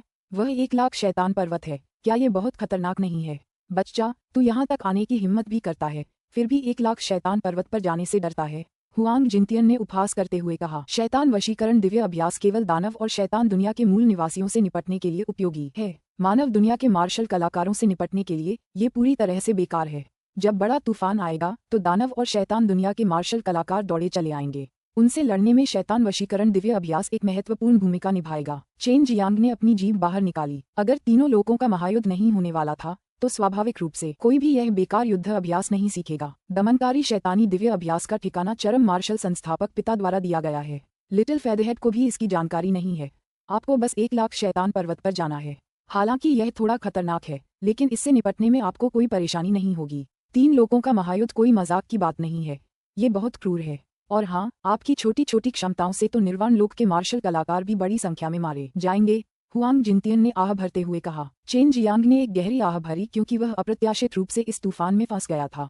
और हाँ, उसे अभी भी नहीं पता था कि यह तूफान कब आएगा। अगर तुम्हें और कुछ नहीं कहना है तो जल्दी से यहाँ से चले जाओ, मेरा समय बर्बाद मत करो, हुआंग जिनतियन ने कहा। ठीक है, ध्यान रखना, शैतान दमनकारी दिव्य अभ्यास के बारे में लिटिल फेदरहेड और बाकियों से कुछ मत कहना। उनके लिए साधना करना बेकार होगा, वे इस मार्शल अभ्यास के लिए उपयुक्त नहीं हैं। चेन जियांग के पास अलविदा कहने के लिए पर्याप्त समय नहीं था। हुआंग जिनतियन ने उसे एक बार फिर से धक्का दे दिया था। थोड़ा गंजा, मैं जिंदा लौट आया हूँ। चेन जियांग जमीन पर लेटा हुआ तेज धूप को देखते हुए हंसा और बोला, मार्शल अंकल, आपकी सकुशल वापसी के लिए बधाई। वू काइमिंग भी हंसे और बोले, वह 3 महीने से यहाँ इंतजार कर रहे थे। वे चेन जियांग की प्रशंसा किए बिना नहीं रह सके। उन्हें ये जानकर बहुत आश्चर्य हुआ कि चेन जियांग वहाँ इतने लंबे समय तक रह सकता है, जबकि पहले वह और गू डोंगचेन ज्यादा से ज्यादा 1 महीने ही वहाँ रह सकते थे। चेन जियांग ने गू डोंगचेन और वू कैमिंग को जियो जिलियांग के बारे में बताया, इससे पहले कि वह अपनी आत्मा जड़ी बूटियों की देखभाल करने के लिए चरम दान राजा प्रांगण में लौट आए। वह 3 महीने पहले ही दानशियांग ताओयुआन महासम्मेलन में भाग लेने के लिए निकला था और एक बार फिर निषिद्ध भूमि में उसने हुआंग जिनतियन के साथ 3 महीने बिताए थे। इस आधे साल में उसने अक्सर गोल्डन ड्रैगन लार का उत्पादन किया। अब उसने पहले ही बहुत कुछ जमा कर लिया था। चेन जियांग इसका इस्तेमाल पुनरुत्थान घास और 9 तत्वीय पुष्पों को पोषित करने के लिए करना चाहता था। इसके अलावा उसने 10,000 साल पुराने स्पिरिट मिल्क की 10 बूंदों का इस्तेमाल करने की योजना बनाई। वह जल्दी से और ज्यादा पुनरुत्थान घास और 9 तत्वीय पुष्प उगाना चाहता था। तुम्हारा गुरु बहुत ही जबरदस्त है। वह मरे हुए परिवार से होना चाहिए, जो अनंत जीवन वाला एक रहस्यमय परिवार है। और परिवार के सदस्यों में यिन और यांग नसें भी होती हैं, जो और भी आश्चर्यजनक है। लॉन्ग जुई बार बार चिल्लाई, आखिरकार बोलने की हिम्मत जुटा पाए। भविष्य में वह वाकई एक महान व्यक्तित्व बन सकता है, लेकिन यहाँ छिपना भी एक चतुराई भरा कदम है, सु मेयाओ ने कहा। चेन जियांग ने तुरंत पूछा, क्या आपने दमनकारी शैतान दिव्य व्यायाम के बारे में सुना है? ये 10 प्राचीन विचित्र अभ्यासों में सबसे निचले स्तर का कौशल है। न तो इसका अभ्यास कठिन है, न ही इसे अत्यधिक उपयोगी कहा जा सकता है। दानव और शैतानी दुनिया के मूल निवासियों से निपटने में मददगार होने के अलावा इसका कोई और उपयोग नहीं है, बाई यूयू ने कहा। चेन जियांग ने अपने जड़ी बूटी के बगीचे में पुनरुत्थान घास और 9 मौलिक फूल लगाए और फिर उन पर सावधानीपूर्वक स्वर्ण ड्रैगन लार डाली। पुनरुत्थान घास घास के बीज उगा सकती है और 9 तत्व घास फूलों के बीज उगा सकती है। हालांकि दोनों की उम्र 10,000 साल होनी चाहिए। जब तक वे इन बीजों को उगा सकते हैं, आप इन बीजों से इनका एक गुच्छा लगा सकते हैं। इन्हें परिपक्व होने में 5,000 साल लगते हैं। सु मेयाओ ने कहा। उसे ड्रैगन लार अभ्यास की भी समझ थी। पहले उन्होंने इस तरह का काम कई बार किया था। वे इसमें काफी अनुभवी थे। 3 दिन बीत गए। गोल्डन ड्रैगन की लार की एक बड़ी मात्रा का इस्तेमाल पुनरुत्थान घास और 9 तत्वों वाले फूलों को पानी देने के लिए किया गया, इससे पहले कि वे बीज पैदा कर सकें, जिसके बाद उनमें से प्रत्येक ने 10 बीज पैदा किए। इन बीजों का उपयोग करके अब यहाँ पुनरुत्थान घास और 9 तत्वीय पुष्प लगाए जा सकते हैं। आत्मिक घास और पुष्प अनंत काल तक बढ़ सकते हैं, और जितने अधिक बढ़ेंगे उतने ही बेहतर होंगे। आपका नीला गहन वृक्ष इसका एक उदाहरण है, सु मेयाओ ने कहा। चेन जियांग मन ही मन उत्साहित था। उसने जल्दी से 5 पुनरुत्थान घास और 5 9 तत्वीय फूल रोप दिए। फिर चेन जियांग ने पानी देने के लिए काफी मात्रा में गोल्डन ड्रैगन लार का इस्तेमाल किया और जल्द ही सारी गोल्डन ड्रैगन लार खत्म हो गई। उसने आधे साल तक गोल्डन ड्रैगन लार जमा की थी, फिर भी उसे खत्म करने में उसे आधा महीना भी नहीं लगा। इस समय उसके पास 10,000 साल पुराने स्पिरिट मिल्क का इस्तेमाल करने के अलावा कोई चारा नहीं था, क्योंकि 5 पुनरुत्थान घास और 5 9 तत्वीय फूल जल्द ही परिपक्व होने वाले थे। जब तक वे परिपक्व हो जाते, वह उन्हें लियू मेंगा को दे सकता था, लेकिन उसके पास केवल 5 सफेद जेड कमल के बीज थे और उसे बोने के लिए एक की जरूरत थी। हालांकि वह इसे नर्क स्पिरिट घास से बदल सकता था। इस तरह उसके पास पुनरुत्थान दान की जड़ी बूटियों के 5 सेट हो जाते। एक बार फिर 2 दिन बीत गए। चेन जियांग का 10,000 साल पुराना स्पिरिट मिल्क पहले ही खत्म हो चुका था। हालांकि उसने गोल्डन ड्रैगन लार और 10,000 साल पुराना स्पिरिट मिल्क पूरी तरह पी लिया था, फिर भी वह बहुत उत्साहित था, क्योंकि चेन जियांग ने सफलतापूर्वक पुनरुत्थान घास और 5 9 तत्वीय फूल उगा लिए थे। ये दोनों पुनरुत्थान दान के लिए जरूरी जड़ी बूटियां थीं। अगर उसके पास थोड़ा और समय होता तो वह ढेर सारे सफेद जेड कमल के बीज भी उगा सकता था। चेन जियांग अपने जड़ी बूटी के बगीचे में ही छिपा हुआ था। चाहे कोई भी उसके पास आता, वह अपना काम खत्म होने तक उनका अभिवादन नहीं करता था। उसे अजीब लग रहा था, क्योंकि एल्डर डैन अब तक दिखाई नहीं दी थी, मानो अचानक गायब हो गई हूँ। हालांकि उन्होंने कहा था कि वह लंबे समय तक अभ्यास के लिए एकांतवास में रहेंगी, फिर भी चेन जियांग को थोड़ी बेचैनी महसूस हो रही थी। जब एल्डर डैन मौजूद होते तो उन्हें इतनी बोरियत महसूस नहीं होती। वह उस रहस्यमयी और ताकतवर लड़की को दिन भर परेशान कर सकते थे। पुनरुत्थान घास, 9 तत्वीय पुष्प और सफेद जेड कमल के बीज, ये पुनरुत्थान दान को परिष्कृत करने वाली मुख्य जड़ी बूटियां थीं। चेन जियांग ने उन्हें 5 समूहों में बांटकर 5 छोटे जेड बक्सों में रखा। एक बक्से में उसने सफेद जेड कमल के बीज की जगह कुछ नर आत्मा घास का इस्तेमाल किया। वह अभी चरम दान राजा प्रांगण से बाहर निकला था और लियू मेंगा को देखने के लिए दिव्य हथियार स्वर्गीय साम्राज्य की यात्रा करने की योजना बना रहा था। उसने वू कैमिंग को जल्दी से उसकी ओर उड़ते हुए देखा। वू काइमिंग ने बिना एक शब्द बोले चेन जियांग को पकड़ लिया और एल्डर कोर्टयार्ड की ओर उड़ चला। ऐसा लग रहा था जैसे कोई जरूरी काम हो। बदबूदार बदमाश, तुमने हमें कई दिनों तक इंतजार करवाया है, चेन जियांग को देखते ही गू डोंगचेन ने तुरंत कहा। एल्डर कोर्टयार्ड के अंदर 10 लोग थे। वह उनमें से किसी को भी नहीं पहचान पाया, लेकिन उसे अंदाजा हो गया कि वे शक्तिशाली true martial real martial artist थे। उसे ये देखकर बहुत आश्चर्य हुआ कि वे सभी 9वें स्तर के ट्रू मार्शल रियल में थे। डीन, मैं दिव्य हथियार स्वर्ग साम्राज्य में किसी को ढूंढने जा रहा हूँ। ये बहुत जरूरी है, चेन जियांग ने कहा। वह जड़ी बूटियां जल्दी से जल्दी लियू मेंगा को सौंपना चाहता था। उससे भी ज्यादा जरूरी था कि हुआंग जिनटियन की निर्वाण संकट की भविष्यवाणी अभी भी उसके हाथ में हो। अध्याय 0336 1 लाख शैतान पर्वत 1 लाख शैतान पर्वत। अनुवादक ऐश। संपादित आई बैलिस्टिक बनी और फिंगर फॉक्स। गू डोंगचेन असमंजस में था। चेन जियांग किसी को ढूंढने के लिए दिव्य हथियार स्वर्ग साम्राज्य जा रहा था। वह पहले से ही चेन जियांग को जानता था और लियू मेंगा बहुत करीबी दोस्त थे, यहाँ तक कि उन्होंने मिलकर उसके क्रिस्टल पत्थरों को हड़पने की साजिश भी रची थी। हालांकि जू शियान चेन जियांग की पत्नी थी। हो सकता है कि चेन जियांग उससे मिलने जा रहा हो और इसमें कोई बुराई नहीं थी। यहाँ रुको, दिव्य अस्त्र स्वर्गीय साम्राज्य की महारानी जल्द ही आ रही हैं। तुम उनके साथ जा सकते हो। अब मैं तुम्हें एक बहुत ही जरूरी बात बताना चाहता हूँ। उसे सुनने के बाद तुम अपना सामान पैक कर सकते हो, गू डोंगचेन ने कहा। चेन जियांग ने अपना सिर हिलाया। मुझे लगता है कि आप सभी को उस प्रलय के बारे में पता होना चाहिए। चुनिंदा संप्रदायों के केवल प्रमुख शिष्यों को ही इस विषय की अच्छी जानकारी है। प्रलय अवश्य आएगी, लेकिन आप इसे अभी दूसरों को नहीं बता सकते, अन्यथा पूरी दुनिया अराजकता में डूब जाएगी, गू डोंगचेन ने कहा। इसी समय 10 अन्य वरिष्ठ भी वहां आ गए। अधिक सटीक रूप से कहें तो इस प्रलय को पौराणिक कथाओं में 3 लोगों की महान लड़ाई के नाम से भी जाना जाता है। आपको इससे अपरिचित नहीं होना चाहिए, विशेषकर इसलिए कि इस काल का अत्यंत गहनता से दस्तावेजीकरण किया गया है, वू काइमिंग ने कहा। जब 10 9वें स्तर के सच्चे मार्शल क्षेत्र के मार्शल कलाकारों ने ये रहस्योद्घाटन सुना तो उनके पूरे शरीर में सिहरन दौड़ गई। उन्होंने पहले ही इस प्रलय को त्रिलोक के महायुद्ध से जोड़ दिया था, लेकिन इसकी पुष्टि अभी बाकी थी। लेकिन अब वू कैमिंग के अनुसार ये सब सच था। दुर्भाग्यवश चेनवू मुख्यभूमि में एक ऐसा प्रवेश द्वार है जहाँ से राक्षस और शैतान आते हैं। इसी कारण हमारी चेनवू मुख्यभूमि पर बहुत दबाव है, गू डोंगचेन ने आह भरते हुए कहा। चेन जियांग को लॉन्गजुई से पता चला कि वह नश्वर मार्शल वर्ल्ड में है। विभिन्न नश्वर लोकों में से ये लोक काफी विशाल था। नश्वर मार्शल वर्ल्ड में अथाह समुद्र और कई मुख्य भूभाग थे। चेनवू मुख्य भूभाग काफी समृद्ध था। यहाँ की जनसंख्या तो काफी अधिक थी ही, साथ ही यहाँ एक बेहद समृद्ध संप्रदाय एक्सट्रीम मार्शल सेक्ट भी था। लेकिन दानव और शैतान दुनिया के लिए एक उभरता हुआ बिंदु चेनवू मुख्य भूमि पर हुआ, जो पूरे नश्वर मार्शल वर्ल्ड का एकमात्र प्रवेश द्वार था। कहते हैं कि पिछली बार भी विलय वाला प्रवेश द्वार हमारी चेनवू मुख्य भूमि में ही था। हालांकि वह तो 1 लाख साल पहले की बात है। खास तौर पर प्रवेश द्वार 1 लाख शैतान पर्वत पर बताया जाता है, गु डोंगचेन ने फिर कहा, जिससे चेन जियांग का दिल जोर से धड़क उठा। आखिरकार वह 1 लाख शैतान पर्वत पर जाने की तैयारी कर रहा था। पिछली बार जब इसका विलय हुआ था तो नश्वर मार्शल वर्ल्ड के विभिन्न मुख्य भूमियों के विशेषज्ञ यहाँ एकत्रित हुए थे। उन्होंने मिलकर दानव और शैतानी दुनिया से आने वाले राक्षसों और शैतानों का प्रतिरोध किया था। उस समय युद्ध अविश्वसनीय रूप से दुखद था। नश्वर मार्शल वर्ल्ड के कई प्रमुख विशेषज्ञ मारे गए थे और साथ ही कई बहुमूल्य युद्ध तकनीकों, कीमिया तकनीकों आदि का भी नाश हुआ था और यह इतिहास दोहराया जाने वाला है। गु डोंगचेन की बात सुनकर सभी को पता था कि इस बार तो बहुत बुरा हाल होने वाला है। यहाँ तक कि निर्वाण क्षेत्र के मार्शल आर्टिस्ट भी गिर जाएंगे। उन नन्हे शिष्यों का तो कहना ही क्या। आप 1 लाख शैतान पर्वत की यात्रा करने जा रहे हैं। आप वहाँ की स्थिति पर ध्यान देने जा रहे हैं। अब 1 लाख शैतान पर्वत की स्थिति खतरनाक है। पिछली बार यह एक क्रूर युद्ध क्षेत्र था। इतने सारे मार्शल कलाकारों की मृत्यु ने आत्माओं के अस्तित्व को जन्म दिया और अब उनकी शक्ति धीरे धीरे बढ़ रही है। यदि मार्ग पहले से ही खोल दिया गया तो चेनवू मुख्य भूमि के मूल निवासियों के लिए दुश्मन का विरोध करना बिल्कुल असंभव होगा। हम निर्वाण क्षेत्र के मार्शल कलाकार विदेशों में विभिन्न मुख्य भूमि के विशेषज्ञों से संपर्क करेंगे और उन्हें यहाँ आने के लिए कहेंगे। फिर हम नश्वर मार्शल वर्ल्ड का एक नायक सम्मेलन आयोजित करेंगे। चेन जियांग हमेशा से 1 लाख शैतान पर्वत को एक भयावह पर्वत समझता था, लेकिन उसे ये जानकर बहुत आश्चर्य हुआ कि यह वही पौराणिक युद्ध क्षेत्र था जहाँ 1 लाख साल पहले मानव जगत और दानव और शैतान जगत के बीच महायुद्ध हुआ था। अब उसे समझ आया कि हुआंग जिनतियन ने उसे वह चीज लेने के लिए वहाँ क्यों बुलाया था। चेन जियांग को हीरो कन्वेंशन की ज्यादा चिंता थी, क्योंकि उस समय दूसरे मुख्य भूमियों से विशेषज्ञ आएंगे। आखिरकार नश्वर मार्शल वर्ल्ड विशाल था, कई मुख्य भूमियां थीं। निश्चित रूप से आगंतुकों की संख्या बहुत ज्यादा होगी और उनमें से कई शक्तिशाली भी होंगे।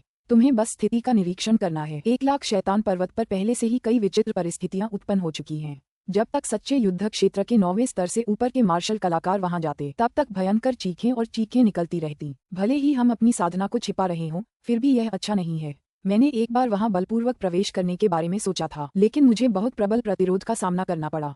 इसके अलावा इससे भूकंप भी आए। अब विभिन्न संप्रदाय 9वें स्तर के सच्चे युद्ध क्षेत्र के मार्शल कलाकारों को स्थिति का जायजा लेने के लिए वहां भेज रहे हैं। इसलिए वहां पहुंचने के बाद तुम्हें थोड़ा सावधान रहना होगा। अगर तुम्हारा सामना किसी ऐसी चीज से होता है जिसका तुम विरोध नहीं कर सकते, तो तुम्हें पीछे हटना होगा। गु डोंगचेन के अंतिम शब्द विशेष रूप से भारी थे। वह अपने शिष्यों की बलि नहीं देना चाहता था। बड़े वू, पहले इन 10 लोगों को 1 लाख शैतान पर्वत पर ले जाओ ताकि वे स्थिति को समझ सकें और वहां खुद को शैतान क्यूई के अनुकूल होने दें। चेन जियांग पहले ही दक्षिणी बंजर भूमि में जा चुका है, इसलिए उसके लिए यह आवश्यक नहीं है। चेन जियांग, तुम मेरे साथ आओ। गु डोंगचेन चेन जियांग के साथ चला गया और एक गुप्त निवास में आया। चेन जियांग सच्चे मार्शल क्षेत्र के केवल 5वें स्तर पर था, लेकिन गु डोंगचेन उसे 1 लाख शैतान पर्वत पर भेज रहा था। इसके पीछे निश्चित रूप से एक अंतर्निहित कारण था। युवा मार्शल अंकल, आपको 1 लाख शैतान पर्वत पर जाना है, क्या आप डर रहे हैं? गु डोंगचेन ने पूछा। वह जानता था कि एक कीमियागर होने के नाते चेन जियांग के पास करने को बहुत सारे काम होंगे। गु डोंगचेन को चेन जियांग को इतनी खतरनाक जगह पर भेजने पर थोड़ा अपराध बोध हुआ। जाहिर है, मुझे डर नहीं है।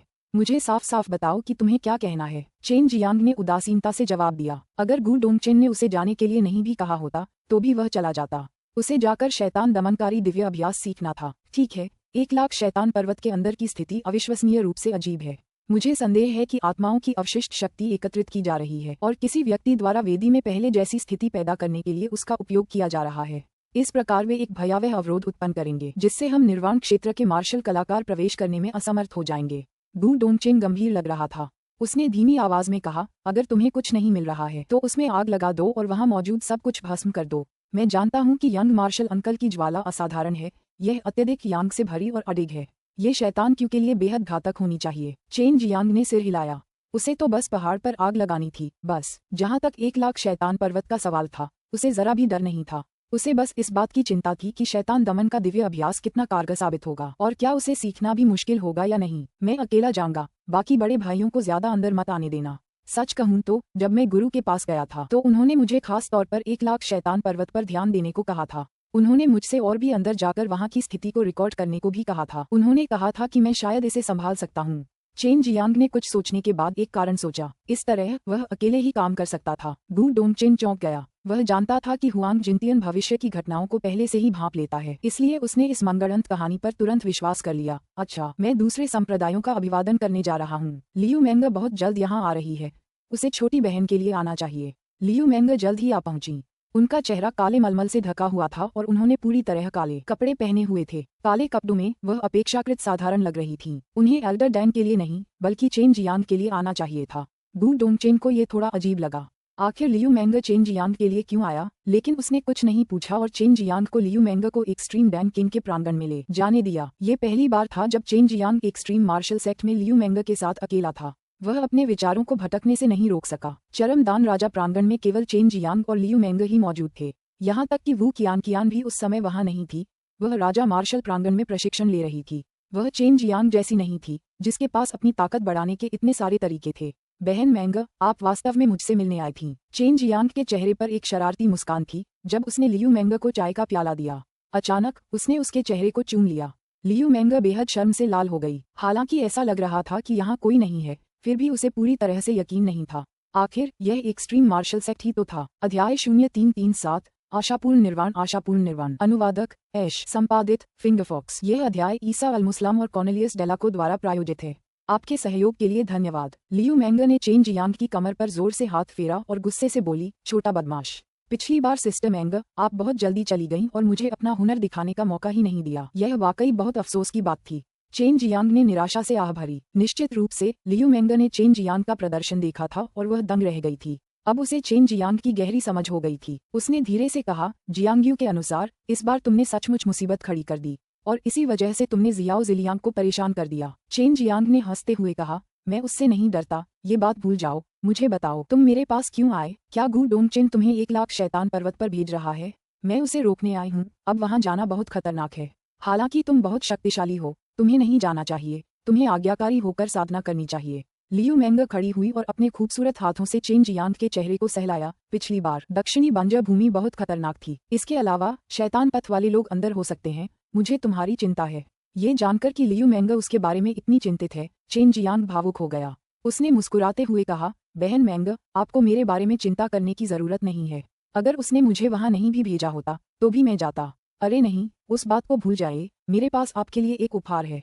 चेन जियांग ने लियू मेंग के चेहरे पर चुटकी काटी, फिर शरारती मुस्कान के साथ 5 जेड के डिब्बे निकालकर मेज पर रखते हुए कहा, बहन मेंग, इन चीजों को पाने के लिए मैंने कई महीनों की मेहनत की है। लियू मेंग को लगा कि अंदर जड़ी बूटियां हैं। चेन जियांग 3 महीने तक निषिद्ध भूमि में रही थी। इस दौरान वह चेन जियांग के लिए 2 बार चरम मार्शल संप्रदाय में गई थी। हालांकि गू डोंगचेन ने उसे बताया कि चेन जियांग बंद कमरे में प्रशिक्षण ले रहा था। लियू मेंग ने पहला जेड बॉक्स खोला। जैसे ही उसने आंखें खोलीं, पुनरुत्थान घास, 9 तत्वीय फूल और एक सफेद जेड कमल का बीज उसकी नजर में आ गया। हालांकि उसे कोई आश्चर्य नहीं हुआ क्योंकि चेन जियांग के पास खुद एक सफेद जेड कमल का बीज था। उसने पहले ही कह दिया था कि वह उसे देने वाला है। वह भावुक हो गई क्योंकि पहले उसने मना कर दिया था क्योंकि उसे लगता था कि यह चेन जियांग के लिए ज्यादा महत्वपूर्ण है। सफेद जेड कमल का बीज अगर सीधे खाया जाए तो भी बहुत उपयोगी होता है। लियू मेंग की आंखों में स्नेह भरी नजर देखकर चेन जियांग ने 2 बार अपना सिर खुजलाया। एक माननीय महारानी उसे ऐसे भाव से देख रही थी, उसका चेहरा लाल हो गया था। वह बेहद उत्साहित था। उसकी शक्ल देखकर लियू मेंग ने प्यार से मुस्कुराते हुए कहा, छोटे बदमाश, तुम इसे अपने पास रखो। तुम एक कीमियागर हो, ये तुम्हारे लिए ज्यादा उपयोगी है। चेन जियांग ने रहस्यमयी नजर से कहा, अभी और भी हैं, खोज जारी रखो। लियू मेंग मन ही मन उत्सुक थी कि चेन जियांग ने उसके लिए और क्या क्या उपहार तैयार किए हैं। उसने दूसरा जेड बॉक्स खोला। इस बार वह दंग रह गई क्योंकि उसमें फिर से पुनरुत्थान घास, 9 तत्वीय फूल और सफेद जेड कमल के बीज थे। पुनरुत्थान दान को परिष्कृत करने के लिए ये 3 सबसे जरूरी जड़ी बूटियां थीं। पूरा सेट इकट्ठा करना मुश्किल था और 2 सेट तो और भी। पुनरुत्थान दान एक उच्च श्रेणी का पृथ्वी स्तरीय दान था जो चेनवू मुख्य भूमि में अविश्वसनीय रूप से दुर्लभ था। लियू मेंग समझ नहीं पा रही थी कि चेन जियांग को जड़ी बूटियां कैसे मिलीं। उसने शरारती मुस्कान वाले चेन जियांग को हैरानी से देखा। उसे ये देखकर बहुत आश्चर्य हुआ कि चेन जियांग ने एक बार फिर उसे दूसरा जेड बॉक्स खोलने का इशारा किया। लियू मेंग ने जब तीसरा जेड बॉक्स खोला तो वह पूरी तरह से दंग रह गई क्योंकि उसे पुनरुत्थान दान के लिए जड़ी बूटियों का एक और सेट मिल गया था। उसकी कामुक छाती ऊपर नीचे हो रही थी। वह सचमुच भावुक हो गई थी। चेन जियांग के उपहार बहुत महंगे थे। इस समय उसने चेन जियांग की अपने प्रति गहरी भावनाओं को महसूस किया। जब वह शांत हो गई तो उसने चौथा डिब्बा खोलना जारी रखा। इस बार वह पहले से ही तैयार थी, लेकिन फिर भी जड़ी बूटियों का एक और सेट देखकर वह हैरान रह गई। उसे यकीन था कि आखिरी डिब्बे में भी वही जड़ी बूटियां होंगी। 5वां डिब्बा खोलने के बाद उसने आंखें बंद कर लीं और एक लंबी गहरी सांस ली। फिर से उसे पुनरुत्थान को परिष्कृत करने वाली 3 मुख्य जड़ी बूटियां दान दिखाई दी। हालांकि नर्क आत्मा घास ने सफेद जेड कमल के बीज की जगह ले ली थी। चेन जियांग पास आया। उसने उस मनमोहक नम आंखों वाली सुंदरी को गले लगाया और धीरे से कहा, मैं तुम्हें खोना नहीं चाहता, तुम्हें निर्वाण की कठिन यात्रा सफलतापूर्वक पार करनी होगी। लियू मेंगर ने भी चेन जियांग को कसकर गले लगा लिया, अपना चेहरा चेन जियांग की छाती पर रख दिया, आह भरी और पूछा, छोटे बदमाश, तुम्हें पता था अगर हुआ शियांग युए ने अपनी पूरी कोशिश की तो ये 5 पुनरुत्थान दान हैं। ये काफी होना चाहिए, बाद में इसके बारे में ज्यादा चिंता करने की जरूरत नहीं है, अब तुम निश्चित रूप से निर्वाण संकट को पार कर पाओगी। चेन शियांग ने उसे प्रोत्साहित किया। निर्वाण क्लेश ने मुझे सचमुच डरा दिया था, तुम इसे बाद में समझ जाओगे, मैं तुम्हारा दिल नहीं तोड़ना चाहता था, इसलिए मैं तुमसे बच रहा था, लियू मेंगर ने धीमी आवाज में कहा। चेन जियांग मुस्कुराई और उसने हुआंग जिनतियन द्वारा दी गई यिन और यांग गेंद निकाली। उसमें लियू मेंगर के निर्वाण संकट के दौरान होने वाली घटनाओं के बारे में कुछ लिखा था। यह क्या है? लियू मेंगर ने इसे देखकर भौहें चढ़ाकर पूछा। इसे ले लो और इसे अपने मन में समाहित कर लो, इस चीज के लिए मुझे बहुत कड़वाहट सहनी पड़ी है। चेन जियांग सच बोल रहा था। लियू मेंगर ने अंदाजा लगाया कि यह एक विरासत मन का जैसी चीज है जिससे कोई शक्तिशाली युद्ध तकनीक सीख सकता है। उसने तुरंत चेन जियांग के सुझाव का पालन किया, यिन और यांग बॉल ली और अपनी दिव्य इंद्रिय को मुक्त किया। एक क्षण में यिन और यांग गेंद गायब हो गई और उसके चेहरे पर पूरी तरह से आश्चर्य प्रकट हो गया। यह लियू मेंगर सदमे से अवाक रह गई, क्योंकि अब उसे साफ पता था कि अपने 7वें निर्वाण क्लेश में उसे क्या झेलना पड़ेगा। अगर उसे ये पता होता तो उसका सामना करना बहुत आसान होता। निर्वाण की विपत्ति एक मायने में भयावह थी और वह ये थी कि आपको पता ही नहीं होता था कि वह किस प्रकार की विपत्ति होगी, भले ही आप उसका सामना करने में सक्षम हों। अचानक आने वाली विभिन्न विपत्तियों से आपको यातनाएं देकर मृत्यु के घाट उतार दिया जाएगा।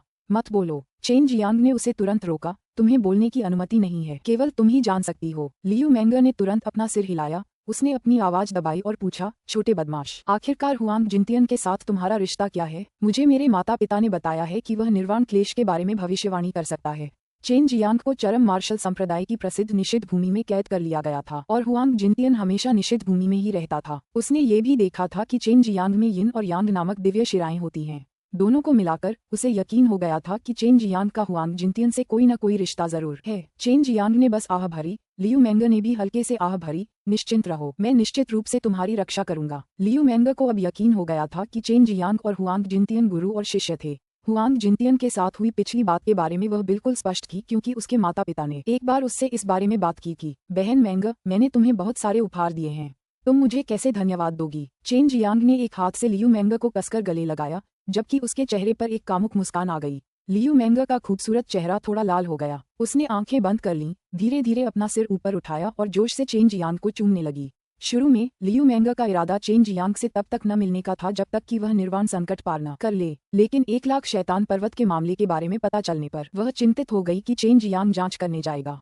लियू मेंगर शांत नहीं बैठ सकी, वह तुरंत चेन जियांग को ढूंढने निकल पड़ी, लेकिन उसे ये देखकर बहुत आश्चर्य हुआ कि चेन जियांग निर्वाण संकट के दौरान उसे खोने के डर से परेशान था। इस समय लियू मेंगर पूरी तरह से खुल गई थी, उसने प्यार से चेन जियांग को चूमा। लियू मेंगर को खुद भी नहीं पता था कि वो और चेन जियांग कब से एक दूसरे को चूम रहे थे। अचानक उसे लगा जैसे कोई हाथ उसकी छाती को सहला रहा हो, मानो उसके कोमल शरीर में बिजली दौड़ गई हो और वो खुद को कांपने से नहीं रोक पाए। वो सहज ही पीछे हट गई। छोटे बदमाश, तुम लगातार कामुक होते जा रहे हो, ये तुमने किससे सीखा है? लियू मेंगर ने गुस्से से कहा। उसे किसने सिखाया? चेन जियांग को लगा कि यह तो स्पष्ट है, उसे ये सिखाने के लिए किसी और की क्या जरूरत है। उसने सोचा कि स्त्री के स्तन मूल रूप से पुरुष के स्पर्श के लिए होते हैं, नहीं तो वे इतने बड़े क्यों होते और छूने में इतने सुखद क्यों लगते हैं। अध्याय 0338 प्रलय का मुख। अनुवादक ऐश। संपादित फिंगरफॉक्स और मोक्सी। लियू मेंगर को स्त्री पुरुष के बीच के संबंधों के बारे में ज्यादा जानकारी नहीं थी। हालांकि वह जानती थी कि कुछ बातें स्वाभाविक रूप से घटित होंगी, फिर भी उसने अभी तक अपने मन को तैयार नहीं किया था।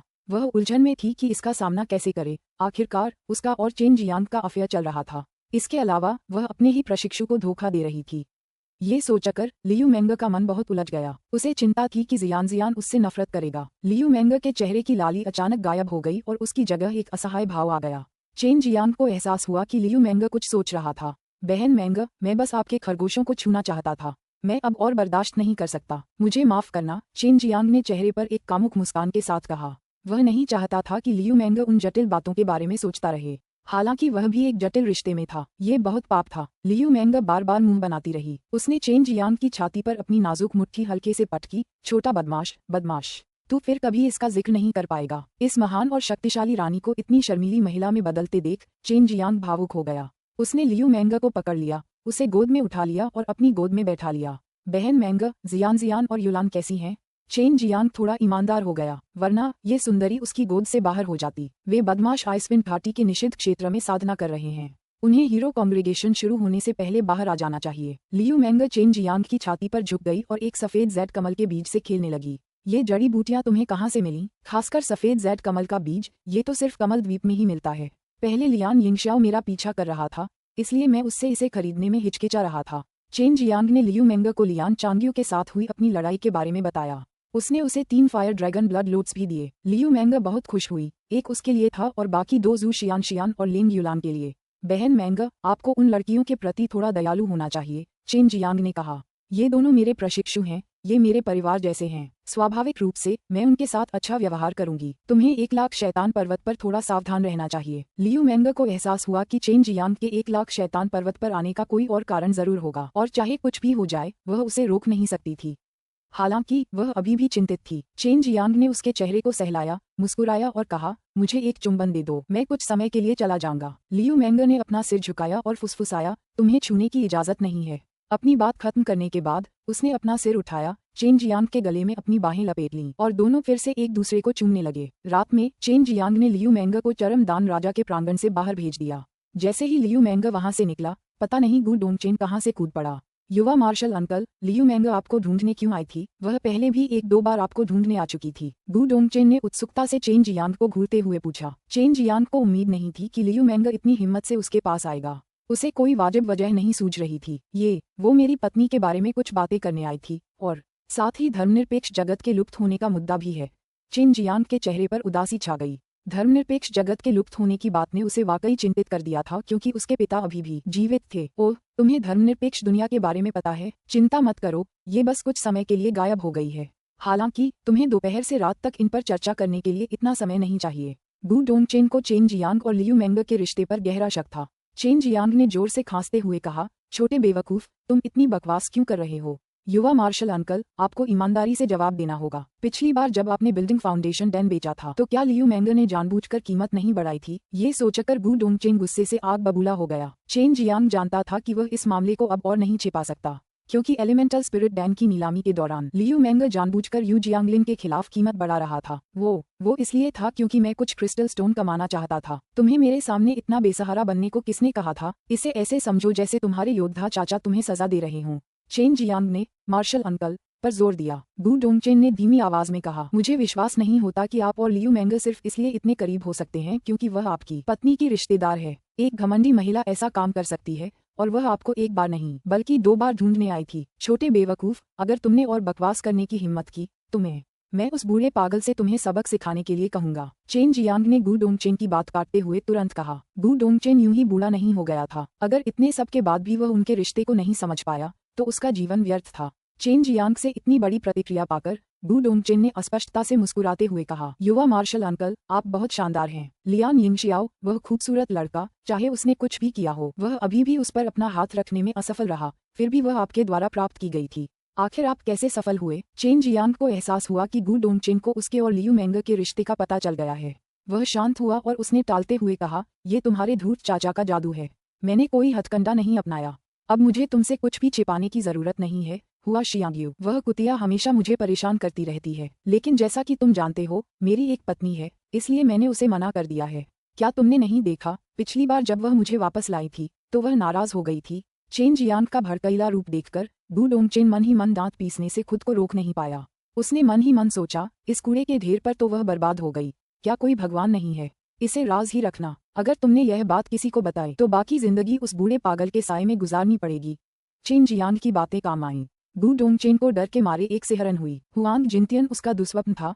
उसने झट से सिर हिला दिया। हालांकि गु डोंगचेन को ये बात बेतुकी लगी कि एक सम्माननीय महारानी उस छोटे बदमाश चेन जियांग के साथ संबंध बनाएगी, फिर भी खुद को और वू काइमिंग को चेन जियांग के प्रति सम्मानजनक व्यवहार करते देखकर उसे यह अजीब नहीं लगा।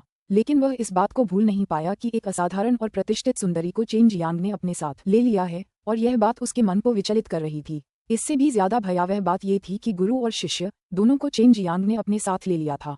ये वास्तव में अनुचित है। गु डोंगचेन सड़क पर चल रहा था और वह हल्की आह भरने से खुद को रोक नहीं सका। चेन जियांग जानता था कि अगर वह तुरंत 1 लाख शैतान पर्वत पर चला गया तो ये बेहद खतरनाक होगा। इसीलिए उसने जाने से पहले सच्चे मार्शल क्षेत्र के छठे स्तर में प्रवेश करने की योजना बनाई। अब उसके पास 9 पंचतत्व सच्चे तत्वदान थे, जो उसके लिए एक नए चरण में प्रवेश करने के लिए पर्याप्त थे। हुआंग जिनतियन के नरक प्रशिक्षण से गुजरने के बाद उसकी नींव पहले ही मजबूत हो चुकी थी। अब उसे एहसास हुआ कि अगर उसे दानों के जरिए तेजी से प्रगति करनी है तो उसे अपनी साधना को मजबूत करने के लिए अक्सर हुआंग जिनतियन के पास जाना होगा, वरना यह उसके लिए नुकसानदेह होगा। 3 लोकों का महायुद्ध तीनों लोकों, मानव लोक, शैतान लोक और दानव लोक के प्रत्येक लोक में फैल गया।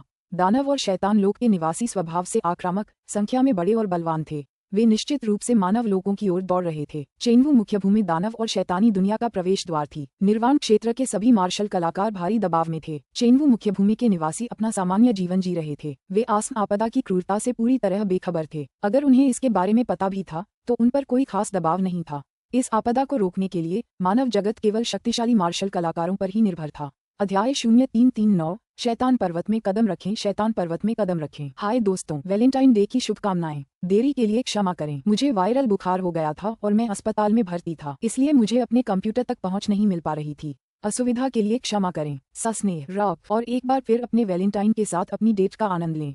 चेन जियांग को लग रहा था कि अब उसके लिए सच्चे मार्शल क्षेत्र के छठे स्तर में प्रवेश करना बहुत मुश्किल है। उसने 9 पंचतत्वीय सच्चे तांत्रिक दान निगल लिए थे। हालांकि इनसे उसे बड़ी मात्रा में सच्ची ची मिल रही थी, लेकिन ये पर्याप्त नहीं थी। असीम मात्रा में सच्ची ची को बड़ी मेहनत से संपीड़ित करने के बाद वह केवल 40 सच्चे तांत्रिक दानों को ही प्रज्वलित कर पाया। चेन जियांग को हर स्तर पर 50 वास्तविक तत्व कणों को प्रज्वलित करना पड़ता था, तभी वह अगले स्तर पर पहुंच पाता था। अभी उसके पास 10 कणों की कमी थी। आगे के चरणों में उसे अधिक मात्रा में वास्तविक ऊर्जा को संपीड़ित करने की आवश्यकता होगी। कोई विकल्प न होने के कारण चेन जियांग को अपने हाथ में मौजूद सभी बिल्डिंग फाउंडेशन डैन और यहाँ तक कि बड़ी मात्रा में ट्रू एलिमेंटल डैन भी खाने पड़े, अन्यथा वह इतने कम समय में सफलता प्राप्त नहीं कर पाता। उसके पास इतने सारे संसाधन थे, यह अपने आप में आश्चर्यजनक था। आखिर बाकी लोग तो संसाधनों के लिए संप्रदाय द्वारा किए गए वितरण पर निर्भर थे। स्वयं से संसाधन खोजना या कमाना बहुत समय लेता था और साथ ही साथ जोखिम भरा भी था। 10 दिनों के बाद चेन जियांग ने बड़ी संख्या में दान का उपयोग किया और अंततः सच्चे मार्शल क्षेत्र के छठे स्तर को पार कर लिया। इस दौरान उसने अपने शरीर में शक्ति का प्रवाह महसूस किया। न केवल उसकी सच्ची ची पहले से कहीं अधिक प्रबल थी, बल्कि उसका शरीर भी थोड़ा अधिक मजबूत हो गया था। हालांकि उसने अपने सभी बिल्डिंग फाउंडेशन डैन और 5 तत्वों के सच्चे एलिमेंटल डैन और आश्चर्यजनक रूप से बड़ी संख्या में सच्चे एलिमेंटल डैन खा लिए थे। पिछले 10 दिनों से वह डैन को भोजन की तरह खा रहा था। अब उसे समझ आया कि एक संप्रदाय के सभी दुर्जेय सच्चे मार्शल क्षेत्र के मार्शल कलाकार इतने बूढ़े क्यों थे, क्योंकि केवल उसके जैसा ही व्यक्ति जो डैन को बेतहाशा खा सकता था, तेजी से आगे बढ़ सकता था, और संप्रदाय के पास इतने संसाधन भी नहीं थे जिन्हें उन्हें अभी भी अन्य शिष्यों में समान रूप से वितरित करना था। थोड़ी देर हिसाब लगाने के बाद चेन जियांग को एहसास हुआ कि उसने इन 10 दिनों में आश्चर्यजनक रूप से 20,000 सच्चे तत्व दान खा लिए थे, जो 10 लाख क्रिस्टल पत्थरों के बराबर थे। फिर भी उनकी क्षमता 10-5 तत्वों वाले सच्चे तत्व दान जितनी नहीं थी। अगर वह सच्चे मार्शल क्षेत्र के छठे स्तर में प्रवेश करने के लिए इतना उत्सुक न होता तो वह इतना अपव्ययी न होता। अपने जड़ी बूटी के बगीचे में लगभग आधा दिन बिताने के बाद चेन जियांग चरम दान राजा प्रांगण से निकल गया। बू डोंगचेन को सूचित करने के बाद वह चुपचाप 1 लाख शैतान पर्वत की ओर चला गया। कई अन्य संप्रदायों के शिष्य पहले ही जांच करने गए थे, लेकिन कोई फायदा नहीं हुआ। उन्हें कोई नतीजा नहीं मिला। बू डोंगचेन जैसे मार्शल आर्टिस्ट के लिए भी 1 लाख शैतान पर्वतों में गहराई तक जाने का कोई रास्ता नहीं था। उन्हें बलपूर्वक रोका जाता। जाहिर है अंदर कोई बहुत शक्तिशाली व्यू या कोई अवरोध जैसी चीज थी। 1 लाख शैतान पर्वत एक विशाल भूभाग पर फैला हुआ था। शैतान प्रांत भी उसके आसपास ही था। शैतान प्रांत के मूल निवासी शैतान पथ के योद्धाओं का एक समूह थे जो शैतान क्षेत्र के लिए बहुत तरसते थे। वे उन लोगों का समूह थे जिन्होंने शैतान क्षेत्र के मूल निवासियों से मार्गदर्शन प्राप्त किया था और शैतान पथ का पालन किया था। शैतान प्रांत समुद्र के किनारे था और दिव्य अस्त्र स्वर्गीय साम्राज्य और गर्वित तलवार संप्रदाय से जुड़ा था। तियानमेन शहर छोड़ने के बाद चेन जियांग एक निर्जन जंगल में घुस गया और दिव्य अस्त्र स्वर्गीय साम्राज्य की ओर उड़ान भरने से पहले 72 रूपांतरणों का उपयोग करके एक छोटे पक्षी में बदल गया। हालांकि पक्षी बनने के बाद उसकी गति थोड़ी धीमी हो गई थी, फिर भी वह अपेक्षाकृत सुरक्षित था। हालांकि दूसरे संप्रदायों ने घोषणा कर दी थी कि वे उसे उसके पिछले कर्मों के लिए जिम्मेदार नहीं ठहराएंगे और इनाम भी हटा लिया गया था, फिर भी उसे सतर्क रहना था। और यह भी नहीं भूलना चाहिए कि वे शैतान पथ योद्धा उससे हड्डी से भी नफरत करते थे, इसलिए उसे और भी ज्यादा सावधान रहने की जरूरत थी। पक्षी बनने के बाद उसे किसी भी चीज से डरने की जरूरत नहीं थी, चाहे उसे किसी तूफान या किसी भी चीज का सामना करना पड़े, क्योंकि वह उड़ने के लिए ट्रू मार्शल रियल्म के छठे स्तर की शक्ति का इस्तेमाल कर सकता था, जो एक साधारण पक्षी से बिल्कुल अलग था। छोटी बदमाश, क्या तुम दिव्य अस्त्र स्वर्गीय साम्राज्य में सिस्टर मैंगर को ढूंढने जा रही हो? लॉन्ग जुएई ने प्यार से हंसते हुए कहा। हालांकि वह एक छोटी बच्ची लगती थी, लेकिन उसका दिमाग बुरे विचारों से भरा था। नहीं, मैं शायद खुद को रोक नहीं पाऊंगा और चिड़िया बनकर उसे नहाते हुए नहीं देख पाऊंगा। चेन जियांग ने अपने मन की बात पूरी तरह से कह दी, खासकर चिड़िया बनकर उसे देखने के वक्त। यह विचार उसके दिमाग में घूम रहा था और चाहे कुछ भी हो जाए ये जाने वाला नहीं था, क्योंकि सच कहूं तो ये बेहद आसान था। यह अजगर तुम्हें देख रहा होगा, बेहतर होगा कि तुम इस पवित्र आध्यात्मिक शक्ति का इस्तेमाल गलत कामों के लिए न करो। लॉन्गज़ुई ने प्यार से सूंघते हुए कहा, छोटे ड्रैगन, क्या तुम भी विकृत चीजें नहीं कर रहे हो? चेन जियांग ने तिरस्कारपूर्वक कहा। 6 दिनों की लगातार उड़ान के बाद चेन जियांग आखिरकार दिव्य अस्त स्वर्गीय साम्राज्य के ऊपर से उड़ गया। यह 1 लाख शैतान पर्वतों के पास एक छोटा सा कस्बा था। इस कस्बे के निवासियों को यह अजीब लगता था कि समय समय पर लोगों का एक झुंड यहाँ आता रहता था। हालांकि उन्हें यह नहीं पता था कि 1 लाख शैतान पर्वतों के अंदर कुछ अजीबोगरीब चल रहा है। 1 लाख शैतान पर्वत मानव जगत का प्रवेश द्वार था, जिसका उपयोग 1 लाख साल पहले राक्षस और शैतान करते थे। यहाँ लगभग 1 लाख पर्वत थे जो अनेक राक्षसों और शैतानों के रक्त से सने हुए थे।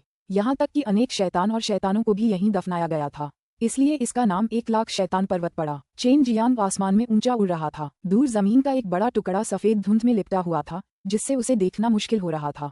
इसे पहाड़ों का सागर कहा जा सकता है। यहाँ तरह तरह के अजीबोगरीब आकार के पहाड़ पाए जा सकते थे। ये बहुत ही शानदार लग रहा था, खासकर आसमान में ऊंचाई से देखने पर। कई पहाड़ इतने ऊंचे थे कि आसमान को चीरते हुए दिखाई दे रहे थे। यहाँ तक कि बादल भी उन्हें रोक नहीं पा रहे थे। यह 1 लाख शैतान पर्वतों का बाहरी घेरा है, इसलिए आपको शैतानी क्यूई का कोई भी उतार चढ़ाव दिखाई नहीं देता। ये पर्वत काफी बड़े क्षेत्र में फैले हुए हैं। बाहरी घेरे को पार करने से पहले आपको कम से कम आधा दिन उड़ना होगा, लॉन्गज़ुई ने कहा। चेन जियांग नीचे की ओर उड़ रहा था, हुआंग जिनतियन द्वारा दिए गए नक्शे पर बताए गए रास्ते की तलाश में। बहुत जल्द ही उसे एक ऊंट जैसा बड़ा पहाड़ मिल गया, जो नक्शे पर दर्शाया गया निशान था। निशान मिलने के बाद वह आखिरकार नक्शे के अनुसार रास्ते पर चल सका। अब बस समय की बात थी कि वह अंततः दमनकारी शैतान दिव्य अभ्यास का स्थान खोज ले। अगर वह खुले और खुले रास्ते पर चल रहा होता तो भी चेन जियांग को 1 लाख शैतान पर्वतों के अजीबोगरीब जीवों से निपटने में कोई दिक्कत नहीं होती। उसके पास कई तरह के हुनर हैं, और स्वर्गीय सूर्य अग्नि आत्मा की तो बात ही छोड़िए, जो उनके लिए बेहद घातक थी। अगर वह छल से चलता तो वह और भी ज्यादा खतरनाक होता। जरा गौर कीजिए, किसने सोचा होगा कि इतना छोटा पक्षी इंसान हो सकता है? खासकर इस क्षमता की वजह से उस पर बहुत कम या बिल्कुल भी दबाव नहीं था। उसके लिए 1 लाख शैतान पर्वतों में उड़ना बहुत आसान था। वह यहाँ लड़ने नहीं आया था, बल्कि यहाँ हो रही अजीबोगरीब घटनाओं पर ध्यान देने और इस प्रक्रिया में दमनकारी शैतानी दिव्य व्यायाम पर नजर रखने के लिए जिम्मेदार था। इस तबाही से बचने की ताकत पाने के लिए उसके लिए दमनकारी शैतानी दिव्य व्यायाम सीखना नितांत आवश्यक था। 1 लाख शैतान पर्वतों में प्रवेश करने के बाद चेन जियांग बहुत तेजी से उड़ गया। जल्द ही उसे दूसरे संप्रदाय के अनुयायी मिल गए। उनकी बातचीत से चेन जियांग को पता चला कि वे सच्चे मार्शल संप्रदाय से थे, और यह भी कि वे 2 हफ्तों से यहाँ अंधे होकर भटक रहे थे। उन्होंने कुछ भी जांच पड़ताल नहीं की थी, फिर भी वे ऐसे तुच्छ कामों के लिए नियुक्त किए जाने पर शिकायत करते रहे। भेजे गए ज्यादातर शिष्य सच्चे मार्शल दायरे के 9वें स्तर पर थे, यानी वह स्तर जहां उन्हें चरम अवस्था तक पहुंचने का अवसर ढूंढने के लिए अपनी पूरी ताकत लगानी थी। उनके लिए समय बहुत कीमती था। मूर्खों की टोली, इन्हें जानबूझकर यहाँ फुसलाया गया है। मुझे लगता है जल्द ही इन पर घात लगाकर हमला होगा। चेन जियांग को उनकी बातचीत से समझ आ गया कि इन लोगों पर हमला हुआ है और इन्हें सड़क पर पीछा किया जा रहा है। इसके अलावा उन्होंने विरोधी पक्ष के एक व्यक्ति को भी मार डाला था। ये शैतानी मार्ग के अनुयायियों के खिलाफ थे, और इस समय ये एक घायल शैतानी संप्रदाय के अनुयायियों के खून के मुकदमे की सुनवाई में काफी समय से लगे हुए थे। चेन जियांग के शब्दों के अनुसार उसे जल्द ही सच्चे मार्शल संप्रदाय के शिष्यों के आसपास पेड़ों के बीच छिपे हुए कई लोग मिल गए, ठीक वैसे ही जैसे उसे दक्षिणी बंजर भूमि में मिले थे। चूंकि इन लोगों को पेड़ों में छिपना बहुत पसंद है, इसलिए मैं इन्हें हमेशा के लिए इसके अंदर दफना दूंगा। चेन जियांग एक बहुत घने पेड़ पर उड़ गया और डिमांडिंग लाइफ डेविल बो निकालने से पहले अपने मूल रूप में बदल गया। चेन जियांग का इरादा सच्चे मार्शल संप्रदाय के शिष्यों की मदद करने का नहीं था, क्योंकि वे सभी 9वें स्तर के सच्चे मार्शल क्षेत्र के मार्शल कलाकार थे। वे इन शैतान संप्रदाय के शिष्यों से निपटने के लिए पर्याप्त से भी ज्यादा थे। हालांकि यह मामला ऐसा था कि उन्हें घात के बारे में पता नहीं चला। चेन जियांग को डिमांडिंग लाइफ डेविल बो चलाने में पहले से ही महारत हासिल की। उसने एक विशाल वृक्ष पर तीर चलाया। तीर लगते ही तुरंत एक जोरदार धमाका हुआ। जंगल में खून की धुंध छा गई। वृक्ष के अंदर छिपा हुआ शैतान संप्रदाय का शिष्य चकनाचूर हो चुका था। कुछ ही देर में सच्चे मार्शल संप्रदाय के शिष्यों को पता चल गया। उन्होंने जल्दी से अपने हथियार निकाल लिए और सतर्क हो गए। अध्याय 0340 दानव और शैतान की सेना। दानव और शैतान की सेना। अनुवादक ऐश, संपादित फिंगरफॉक्स। चेन जियांग ने 2 और तीर चलाए और पेड़ों के अंदर छिपे 2 लोगों को मार डाला। एक छोटे पक्षी में बदल गया और उड़ गया। सच्चे मार्शल संप्रदाय के शिष्यों को यह नहीं पता था कि किसने गुप्त रूप से कार्य किया, लेकिन उन्होंने दूसरे व्यक्ति के इरादे को स्पष्ट रूप से समझ लिया, और वह उन्हें ये याद दिलाना था कि वे एक घात में जा रहे थे और हमलावर उन फलते फूलते पेड़ों के अंदर छिपे हुए थे। जब घात लगाने वालों को पता चला कि सच्चे मार्शल संप्रदाय के अनुयायी सतर्क हैं, तो शैतान संप्रदाय के अनुयायी पेड़ों से तेजी से भाग निकले। कुछ ही देर पहले उन्होंने अपने 3 साथियों को रहस्य रहस्यमय तरीके से खून के धुंध में बहते देखा था। उनकी संख्या इतनी कम हो गई थी कि वे सच्चे मार्शल संप्रदाय के शिष्यों से भी नहीं निपट सकते थे, और अगर छिपे हुए हमलावर ने एक बार फिर उनमें से कुछ और शिष्यों को खो दिया तो उनका पूरी तरह से सफाया हो जाएगा। एक बार शैतान संप्रदाय के शिष्य भाग गए। उन्होंने अपने पीछे एक निशान छोड़ दिया। सच्चे मार्शल संप्रदाय के शिष्यों ने उनका पीछा नहीं किया। उन्हें डर था कि कहीं दुश्मन जानबूझकर उन्हें अलग करके उस पर हमला न कर दे जो बाकियों से धीमा था, इसलिए वे सब इकट्ठा हो गए। चेन जियांग के पक्षी में परिवर्तित होने के बाद उसे सब कुछ स्पष्ट रूप से दिखाई देने लगा। जब उसने देखा कि ये शैतानी शिष्य भाग रहे हैं तो उसने तुरंत उनमें से 2 का पीछा किया। इन 1 लाख शैतान पर्वतों के अंदर कई अजीबोगरीब घटनाएं घट रही थीं। अब जब चेन जियांग का सामना इन शैतानी संप्रदाय के अनुयायियों से हुआ तो चेन जियांग को लगा कि ये शैतानी मार्ग के अनुयायी जरूर कुछ जानते होंगे। बू डोंगचेन के अनुसार 1 लाख शैतान पर्वतों के अंदर कुछ ऐसा था जो उनकी प्रगति को रोक रहा था। केवल चरम अवस्था वाले मार्शल कलाकार ही आसानी से प्रवेश कर सकते थे। दूसरे शब्दों में शैतानी मार्ग के संप्रदाय के लिए भी यही सच है। इसीलिए उसे किसी शक्तिशाली शैतानी मार्ग के धनाढ्य व्यक्ति से सामना करने से डर नहीं लगता था। और तो और अब वह सिर्फ एक छोटा पक्षी था। उनकी गति और जंगल में इधर उधर घूमने के तरीके को देखकर ये बिल्कुल स्पष्ट था कि शैतान संप्रदाय के दोनों अनुयायी जंगल से बेहद परिचित थे।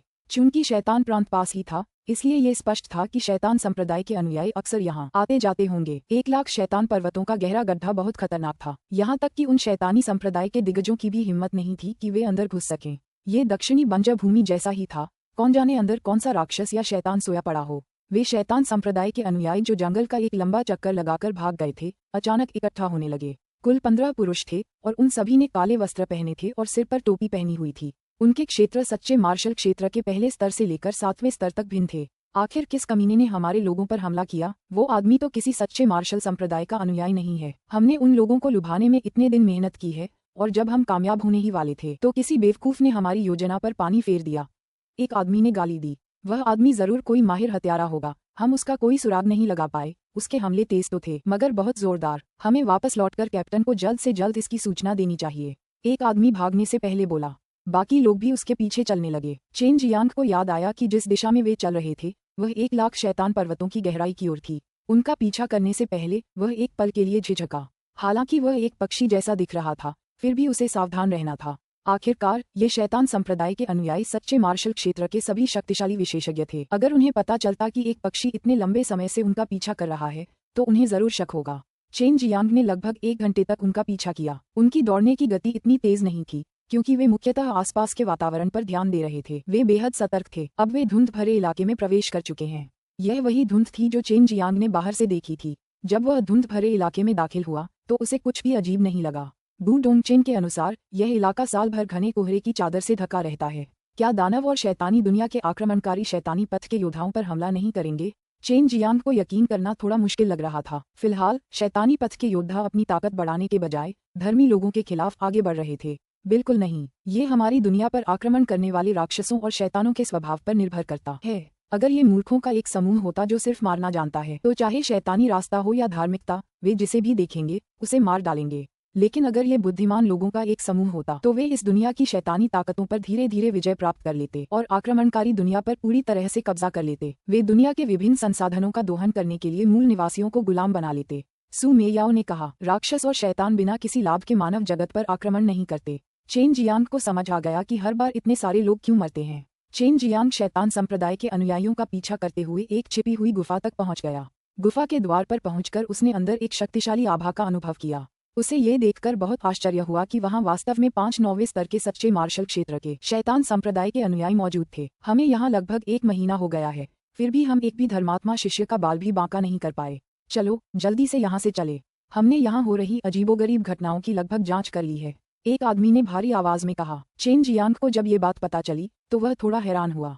उसे ये जानकर बहुत निराशा हुई कि शैतान संप्रदाय के अनुयायियों ने पहले ही 1 लाख शैतान पर्वतों के बारे में जांच पड़ताल कर ली थी, यानी शैतान मार्ग के संप्रदायों से इसका कोई लेना देना नहीं था। कितना अफसोस है। मुझे डर है कि धर्मी लोग कल्पना भी नहीं कर सकते कि 3000 साल पहले एक शक्तिशाली शैतान राजकुमार पुनर्जीवित हो चुका था और अब जाग रहा है, और उसी ने इस जगह की रक्षा के लिए एक शक्तिशाली अवरोध स्थापित किया था, और यही अवरोध निर्वाण क्षेत्र के मार्शल कलाकारों को इस जगह में घुसकर तोड़फोड़ करने से रोक रहा है।